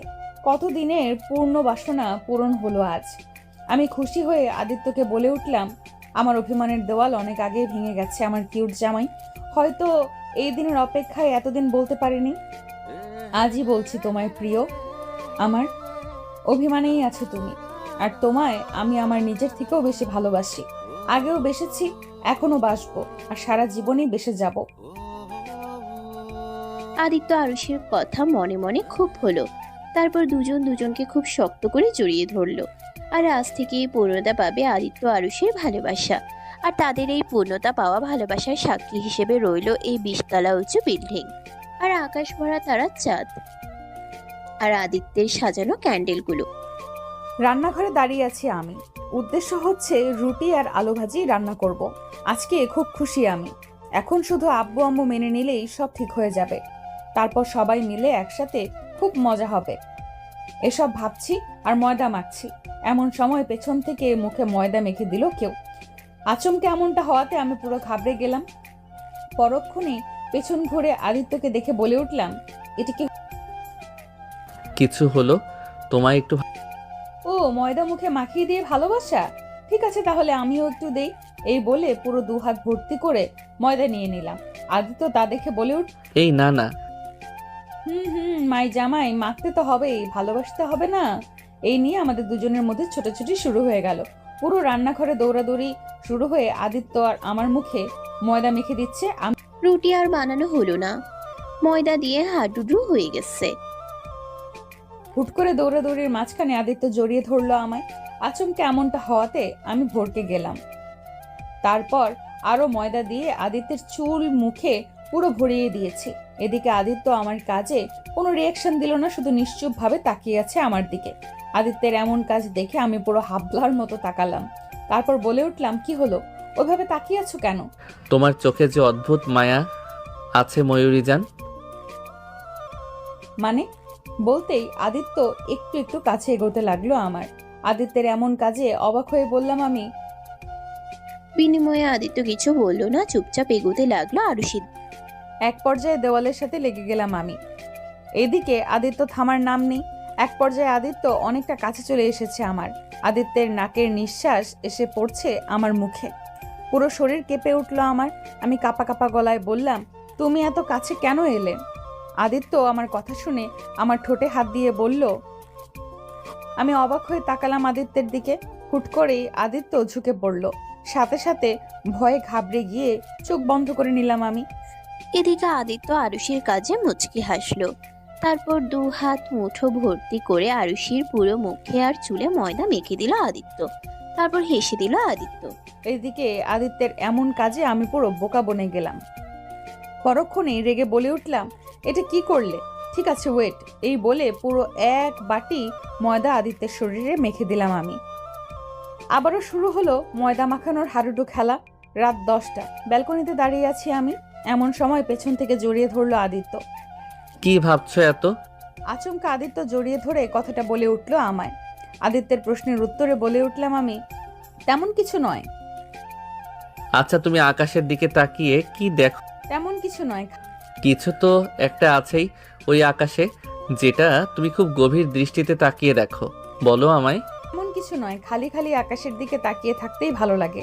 তবে হ্যাঁ, কিছু একটা আছে বলতে ওই যে আকাশে থাকা তারাগুলো আছে, আর যে আছে সে হলো আল্লাহ। আকাশের দিকে তাকিয়ে খোদাকে ফিল করা যায়। ছোটবেলা থেকেই অভ্যাস আমার। কখনো খুশি বা কখনো কষ্ট পেলে আমি আকাশের দিকে তাকিয়ে থাকি। ভালো লাগে আমার, নিজেকে হালকা মনে হয়। ও, এমন কিছু? তুমি কখনো ফিল? সত্যি বলতে আমি কখনো তোমার মতো তা ভাববে কেন? সারাদিন শুধু ছাইপাশ গিলে কষ্টকে দমিয়ে রাখবে। আজ থেকে ওসব ছাইপাশ খাওয়া বন্ধ বলে দিলাম। ঠিক আছে ময়ূরী জান। আচ্ছা, এখন বলো তো, এই মুহূর্তে তুমি কোনটায় আছো? এইটা মানে? ওই যে তুমি বললে না তুমি খুব খুশি হলে অথবা খুব কষ্ট হলে আকাশের দিকে তাকিয়ে থাকো, তাহলে এখন কোন কারণে তাকিয়ে আছো? একটু খুশি একটু কষ্ট দুটো মিলিয়ে যে মানে হলো এই মুহূর্তে দুটোই হচ্ছে আমার। খুশিও লাগছে আবার কষ্টও হচ্ছে। খুশি লাগছে খুশি লাগছে আমি আমার ভালোবাসার মানুষের সাথে আছি, তাকে এত এত ভালো। খুশি হওয়ার কারণটা তো জানলাম, এখন কষ্ট যেটা হচ্ছে সেটা হলো আমার পরিবার, আমার আপন মানুষরা যে আমায় ঘৃণা করে। প্রিয় ছোট ভাইটাও আমায় ঘৃণা করে খুব। কতদিন হয়ে গেল ওদের সাথে দেখা হয়েছে আর না কথা হয়েছে। কেমন আছে ওরা এটাও জানা হয়নি। বলতে বলতে চোখের কোণ বেয়ে দুফোঁটা পানি পড়ে গেল নিচে। আদিত্য আমায় শক্ত করে তার বুকে জড়িয়ে ধরে বলল, চিন্তা করো না ময়ূরী জান, সব ঠিক করে দিব খুব তাড়াতাড়ি।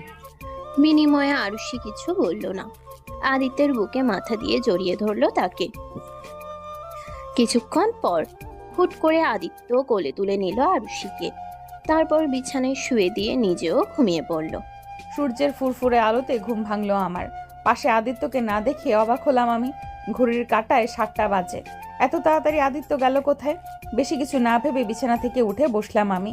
চারদিকে তাকিয়ে বিছানা থেকে নেমে সোজা ওয়াশরুমে চলে গেলাম। আরুষের বাড়িতে ঢুকে বিভিন্ন ধরনের খাবার নিয়ে ঢুকছে আদিত্যর লোকেরা। তাদের এমন কাজ আরুষের আম্মি আর তার ছোট ভাই দুজনেই অবাক হলো। এমন সময় সিঁড়ি বেয়ে নিচে নামছিল আরুষের বাবা। এত লোককে একসাথে ঢুকতে দেখে অবাক হয়ে বলল সে, এইসব কি হচ্ছে? আবার তোমরা কারা? এগুলো নিয়ে কোথায় যাচ্ছ? বিনিময়ে লোকগুলো কোনো উত্তর না দিয়ে তাদের মতো তারা তাদের কাজ করতে লাগলো। এদিকে আরুষের বাবা রেগে মেগে, কি হলো? তোমরা কথা বলছো না কেন? কে পাঠিয়েছে এগুলো? চাপ নিবেন না শ্বশুর মশাই, এগুলো। তুমি? হ্যাঁ আমি। কি ভেবেছিলেন আপনার জামাই কখনো আসবে না আপনাদের বাড়িতে? 10টা না 5টা, একটা মাত্র জামাই। আপনার এত তাড়াতাড়ি ভুলে গেলে চলবে নাকি শ্বশুর মশাই? তোমার ফালতু কথা বাদ দিয়ে আগে বলো এখানে কেন এসেছো? আর একা আসছো নাকি? কেন মেয়েকে এই বলে আদিত্য তার চোখের কালো চশমাটা খুলে সামনের টেবিলে রাখলো। এমন সময় আদিত্য আনা লোকদের মধ্যে একজন বলে উঠল, ভাই সবকিছু রাখা। ঠিক আছে, এখন তাহলে তোরা যা, বাকিটা আমি একাই শ্বশুর মশাই সাথে বুঝে নিব, তাই না শ্বশুর মশাই? ঠিক আছে ভাই। বলে আদিত্যের লোকেরা চলে গেল বাহিরে। আদিত্যের লোকেরা চলে যেতে আদিত্য আরুষের বাবাকে বলে উঠল, কি হলো শ্বশুর মশাই দাঁড়িয়ে আছে? আদিত্যের কথা শুনে আরুষের বাবা বসলো না, যা দেখে আহা শ্বশুর মশাই দাঁড়িয়ে থাকবেন তাহলে? আদিত্যের কথায় কোনো হেলদোল হলো না আরুষের বাবার, যা দেখে আদিত্য রেগে মেগে চেঁচিয়ে বলে উঠল, আপনি কি আমার বাংলা কথা বুঝতে পারছেন? বলে সজোরে হাতের পিস্তল দিয়ে টেবিলের উপর একটা বাড়ি মারলো। সাথে সাথে বাড়ির সবাই পুরো কেঁপে উঠল। আদিত্য আবার বসুন। সাথে সাথে আরুষের বাবা বসে পড়ল সোফায়। উনি বসতেই আদিত্য জোরে জোরে দুবার শ্বাস ফেলে নিজের রাগকে কন্ট্রোল করে শান্ত গলায় বলে উঠল, দেখুন, এখানে আমি না কোনো ঝগড়া করতে এসেছি আর না কোনো ঝামেলা করতে। আমি চাই আপনাদের আর আরশির মধ্যে যে ভুল বোঝাবুঝিটা হয়েছে সেটা সংশোধন করতে। তাই আমি হাত জোর করে অনুরোধ করছি, আমায় রাগাবেন না, আর কথাটাকে থ্রেট হিসেবে নেবেন না, অনুরোধ হিসেবে নিবেন। তুমি কি আমায় ভয় দেখাচ্ছ?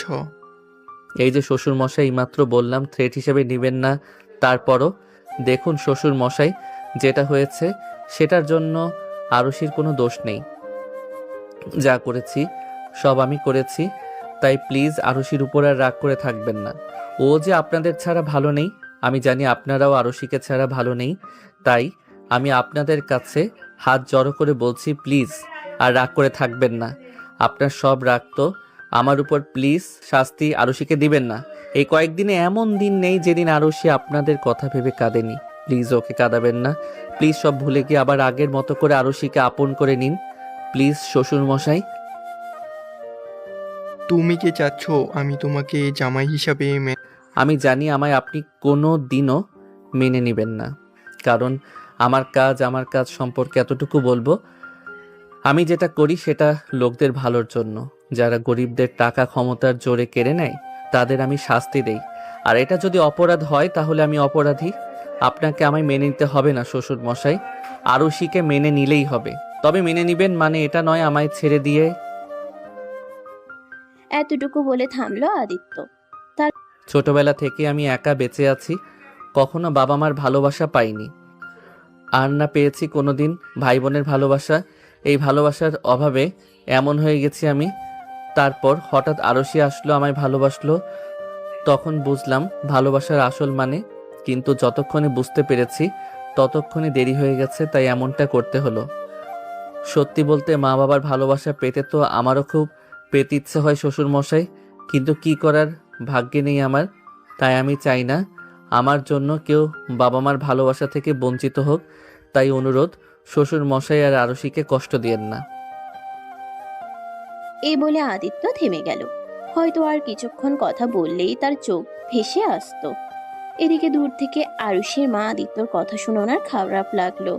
ছোটবেলা থেকে ছেলেটা বাবা মার জন্য কষ্ট পাচ্ছে, আরুষির কথা ভেবেও কষ্ট পাচ্ছে সে। এদিকে আরুষির বাবা চুপ করে বসে আছে, কিছু বলছে না।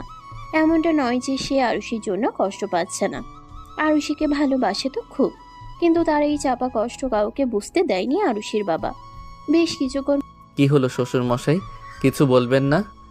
তোমার বলা শেষ হয়েছে, তাহলে তুমি এখন আসতে পারো। প্লিজ শ্বশুর মশাই। তোমার আর কোনো কথা শুনতে চাই না। এই বলে আরুষির বাবা সোফা থেকে উঠে সোজা উপরে চলে গেলেন। এদিকে আদিত্য মাথা নিচু করে বসে রইল সোফায়। এমন সময় আদিত্যের সামনে এসে আরুষির আম্মু আদিত্যের মাথায় হাত দিয়ে বলল, চিন্তা করো না, সব ঠিক হয়ে যাবে। কেমন আছে আমার মেয়েটা? আপনাদের ছাড়া ভালো নেই শাশুড়ি মা। বিনিময়ে আরুষির মা কিছু বলল না। আদিত্য আর কিছু না বলে চুপচাপ বেরিয়ে আসলো বাড়ি থেকে। গাড়িতে ঢুকতে গিয়ে আরেকবার পিছন ঘুরে আরুষির বাড়ির দিকে তাকিয়ে চলে গেল সে মন খারাপ করে। তারপর গাড়ি করে চলে গেল আদিত্য। কলিং বেল বাজতেই গিয়ে দরজা খুলে দিলাম আমি। সামনের ব্যক্তিদের দেখে চোখ বড় বড় হয়ে গেল আমার। অবাক চোখে তাকিয়ে আছি আমি মানুষগুলোর দিকে, কারণ বাহিরে আমার মা বাবা আর ছোট ভাই দাঁড়িয়ে আছে। ওদের দেখে কি করব বুঝতে পারছি না আমি অবাক চোখে তাকিয়ে আছি। এমন সময় আব্বু বলে উঠল, কি হলো, আমাদের ভিতরে আসতে বলবি না? বাইরে দাঁড়িয়ে থাকবো? সঙ্গে সঙ্গে আমি দৌড়ে গিয়ে আব্বু আমাকে জড়িয়ে ধরে কেঁদে দিলাম। আমার কান্না দেখে আব্বু মাথায় হাত দিয়ে বলল, আরে পাগলি মেয়ে, আর কাদা লাগবে না, আমরা তো চলে এসেছি। আব্বু আম্মু তোমরা আমায় ক্ষমা করে দিয়েছো? সব কথা কি বাইরেই বলবো? এই যা দেখছো আমি একদম ভুলেই গিয়েছিলাম। আসো মা বাবা রুহান। তারপর তারা তিনজনেই ভেতরে এসে বসলো। আমি তাদের সোফায় বসতে দিয়ে বলে উঠলাম, তোমরা বসো, আমি এক্ষুনি আসছি। কই যাস? একটু বসো, আমি এক্ষুনি আসছি। এই বলে খুশি হয়ে সোজা উপরে উঠে গেলাম। তারপর রুমে ঢুকে ফোনটা হাতে নিয়ে সোজা আদিত্যের কাছে ফোন। প্রথম কলে আদিত্য ফোন তুলে নিল। তারপর আমি বলে উঠলাম, তুমি কোথায় আদিত্য? ও একটু তাড়াতাড়ি বাসায় আসতে পারবে প্লিজ, একটু ইমার্জেন্সি আছে। কি হয়েছে, সব ঠিক আছে তো? তোমার শরীর ঠিক আছে? সব ঠিক আছে, তুমি চলে আসো প্লিজ। আচ্ছা দেখছি। ঠিক আছে, তাড়াতাড়ি আসবে বলেই ফোনটা কেটে দিল আদিত্য। তারপর আমিও খুশি হয়ে নিচে গেলাম। তোমরা কি খাবে বলো, আমি নিজ হাতে রান্না করে খাওয়াবো তোমাদের। এখন কিছু লাগবে না, জামাই আসুক, আমরা একসাথে খাবো। বাবা মার কথা শুনে আমি রীতিমতো অবাক হলাম। আমি নিশ্চুপভাবে গিয়ে বসে পড়লাম নিচে। তারপর আব্বুর হাত ধরে বলে উঠলাম, তুমি আমাদের মেনে নিয়েছো? তবে আমার একটা শর্ত আছে। কি শর্ত বাবা? সেটা আদিত্য এলেই বলবো। ঠিক আছে বাবা, তুমি বসো, আমি তোমাদের জন্য চা বা কফি নিয়ে আসি। ঠিক আছে। তারপর আমি উঠে চলে আসলাম রান্নাঘরে। আমার পেছন পেছন আম্মু চলে আসলো। আম্মুকে দেখে আমি জড়িয়ে ধরে বলে উঠলাম, সরি। ঠিক আছে, এখন বল তো এখানে কেমন আছিস তুই? আম্মু, আগে যেমন ছিলাম এখন তার চেয়েও বেশি ভালো আছি। তোমরা যে চলে এসেছো, একটা বল। হঠাৎ করে তোমরা এভাবে এখানে কেন, তুই জানিস কেন? আদিত্য তো সকালে গিয়েছিল আমাদের বাড়ি। কি? তারপর আম্মু সব বলতে শুরু করলো। আদিত্য বাড়িতে যাওয়ার থেকে শুরু করে ফেরত আসা পর্যন্ত সবকিছু। সব শুনে আমি কি রিয়াকশন দিব ভুলে গেছি। কয়েক ঘন্টা পর কলিং বেল টিপ দিতেই দৌড়ে গিয়ে দরজা খুলে দিলাম আমি। আদিত্য আমায় দেখে বলে উঠলো, বলো কি হয়েছে? আগে ভেতরে তো চলো। এমন সময় সোফায় বসে চা খাচ্ছিল বাবা, আর মা পাশে রুহানও। তাদের দেখে রীতিমতো আদিত্য অবাক, কারণ তখন তো আদিত্যের এমন চাহনি দেখে আব্বু বলে উঠলো, কেমন দিলাম জামাই? জামাই শব্দটা শুনে আদিত্য আরো অবাক হলো। আমরা শুধু আমার মেয়েকে নয়, তোমাকেও মেনে নিয়েছি জামাই। আমি ভাবতেই পারিনি শ্বশুর মশাই আপনি আমাকেও মেনে নিবেন। মেনে তো নিয়েছি, তবে আমার একটা বলুন। যেহেতু তোমাদের বিয়ে হুটহাট করে হয়ে গেছে, তাই আমি ছোট করে একটা পার্টি দিব তোমাদের নামে। ও, এই ব্যাপার? আমার কোনো আপত্তি নেই শ্বশুর মশাই। তারপর পুরো দুপুরটাই হাসি খুশি ভাবে চলে গেল। এত সহজে সবটা হয়ে যাবে ভাবতেই পারিনি। রাত 9টা। ডাইনিং টেবিলে বসে আছে বাবা, আদিত্য, রুহান সহ আমরা সবাই। প্রথমে বাবা, তার পাশে আদিত্য, আদিত্যর পাশে আমি, আর তারপর মাঝখানে আম্মু, আর ও পাশে রোহান। আজকে আমি আর আম্মু মিলে রান্না করেছি। আজকে সবাই খুব খুশি।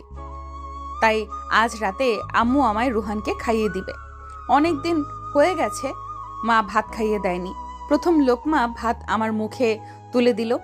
আমিও খুশি হয়ে খাবার খেয়ে নিলাম। তারপর রুহানকেও দিল। এদিকে আমাদের কাজে আদিত্য আম্মুর দিকে তাকিয়ে রইল। তার কাছেও ভালো লাগছে। তারও একটা ফ্যামিলি আছে, মা আছে, বাবা আছে, ভাইয়ের মতো শালা আছে। এসব ভেবে মুচকি হাসলো আদিত্য। এমন সময় তার মুখের সামনে এক লোকমা ভাত খাবার নিয়ে হা করো। বিনিময়ে আদিত্য কিছু বলল না, অবাক চোখে তাকিয়ে রইল আম্মুর মুখের দিকে। আম্মু আদিত্যের চাহনি দেখে বলে উঠল, আজ থেকে আমি শুধু আরুষির মা নই, তোমারও মা আমি। আর মায়ের কথা শুনতে হয়, হা করো। আম্মুর কথা শুনে আদিত্যের চোখ ভেসে উঠল। আদিত্য খুশি হয়ে মায়ের হাত থেকে এক লোকমা খাবার নিয়ে আম্মুর হাতে চুমু। আমিও আপনার জামাই নই, ছেলে মা। এখন তো আমরা কেউ নই না, শুধু ওনাকে আদর করলে হবে, আমাদেরকেও করতে হবে। সাথে সাথে আদিত্য আম্মু দুজনেই হেসে দিল। খাবার খাওয়ার পুরো মুহূর্তটাই অসাধারণ ছিল। আজকে রাতে বাবা, মা, রুহান আমাদের সাথেই থাকবে, ভাবতে আরো খুশি লাগছে। রাত 11টা। ছাদের এক কিনারায় দাঁড়িয়ে আছে আদিত্য। আজকে সে খুব খুশি, আর সাথে নিজের মা বাবাকেও খুব মনে পড়ছে তার। আকাশের দিকে তাকিয়ে তারাগুলো দেখছে আদিত্য। এমন সময় পিছন থেকে জড়িয়ে ধরলো আরুষি। আচমকা এমনটা হওয়াতে আদিত্য ঘাবড়ে যায়। পরক্ষণেই নিজেকে সামলে নিল। সারা বাড়িতে আদিত্যকে কোথাও না পেয়ে ছাদে চলে আসে আরুষি। তারপর আদিত্যকে দেখে পিছন থেকে জড়িয়ে ধরে বলে, আজকে আমি খুব খুশি। বিনিময়ে আদিত্য কিছু বলল না, চুপ করে রইল। আদিত্য চুপ থাকতেই আবারও বলে উঠলাম আমি, কি হলো, কিছু বলছো না কেন? তুমি খুশি তো? আমিও। আমার আর কোনো কষ্ট নেই মাই কিউট জামাই। এখন থেকে আমিও খুব খুশি থাকবো। থুকু, আমরা খুব খুশি থাকবো। আকাশের দিকে তাকিয়ে কি দেখছো? তেমন কিছু নয়, মা বাবার কথা মনে পড়ছে খুব। মুহূর্তের মধ্যে মনটা খারাপ হয়ে গেল আমার। আমি আদিত্যের সামনে গিয়ে ওর গালে 2 হাত দিয়ে চেপে ধরে বললাম, এত মন খারাপ করতে নেই। আমার বাবা মা আছে না, আমার বাবা মা মানেই তোমার বাবা মা। বলে জড়িয়ে ধরলাম আদিত্যকে। আদিত্য কিছু না বলে শক্ত করে জড়িয়ে ধরল। মাঝখানে কেটে গেল 2 দিন। আজকে আরুষের বাড়িতে আদিত্য আর আরুষের বিয়ে উপলক্ষে বড় অনুষ্ঠান হবে। পুরো বাড়ি খুব সুন্দর করে সাজানো হয়েছে। পুরো বাড়িটাকে ফুল দিয়ে অসম্ভবভাবে তৈরি করে রাখা হয়েছে। পার্লার থেকে বিউটিশিয়ানরা এসেছে আরুষিকে সাজাতে। আজকে আরুষি অসম্ভব খুশির সাথে আদিত্য।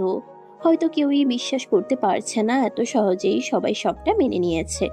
আজকে আদিত্য সাদা রঙের শেরওয়ানি পরেছে, সাথে সাদা জুতো, হাতে ঘড়ি, চুলগুলো বরাবরের মতো সুন্দর করে সাজানো।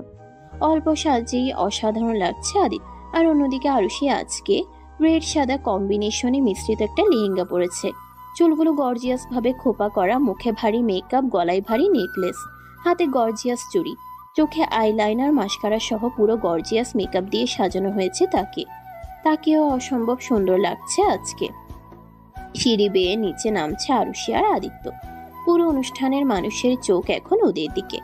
আরুষির বাবার সব বন্ধুরা সহ সেদিনের বিয়েতে যারা যারা তাদের অনেকেই আজকে এই অনুষ্ঠানে উপস্থিত আছে। সবাই শুরুতে একটু কিন্তু কিন্তু করলেও পরক্ষণেই আরুষির বাবা বলে দেয়, যেটা হয়ে গেছে সেটা হয়ে গেছে, সেটা নিয়ে বাড়াবাড়ি না করাই ভালো। তার চেয়ে বরং যেটা হচ্ছে সেটা এনজয় করুন।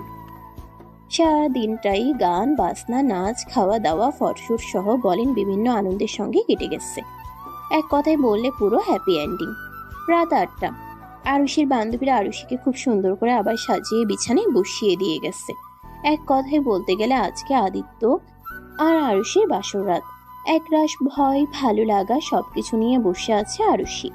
আজকে আরুষির রুমটা খুব সুন্দর করে সাজানো হয়েছে। এই সব কিছু আরুষির বন্ধু বান্ধবীদের কাজ। বেশ কিছুক্ষণ পর দরজা খোলার শব্দে আরুষি নড়েচড়ে বসলো। আদিত্যর সামনে আসতেই আদিত্যকে সালাম দিল আরুষি।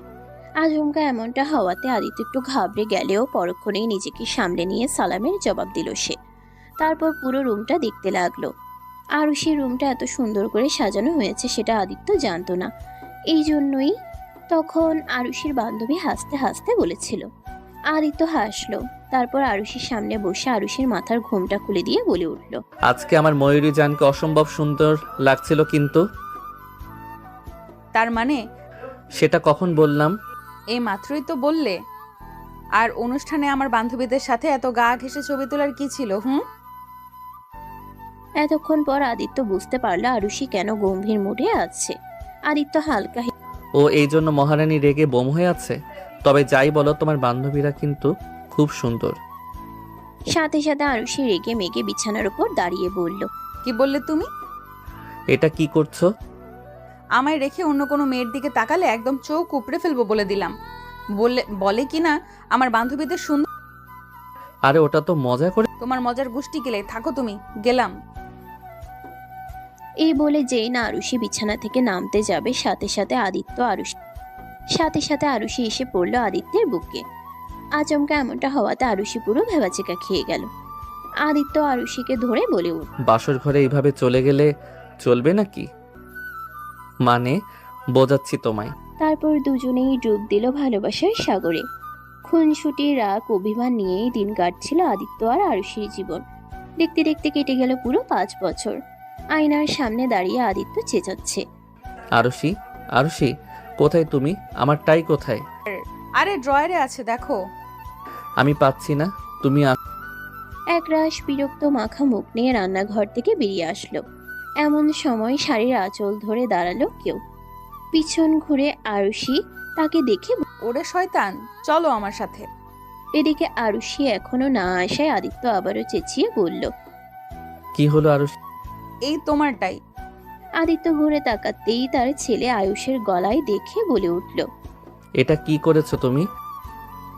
সাথে সাথে আয়ুষ হাতে তালি দিতে দিতে, আমাকে কেমন হচ্ছে বাবা? খুব সুন্দর লাগছে সোনা। হাসলো আয়ুষ।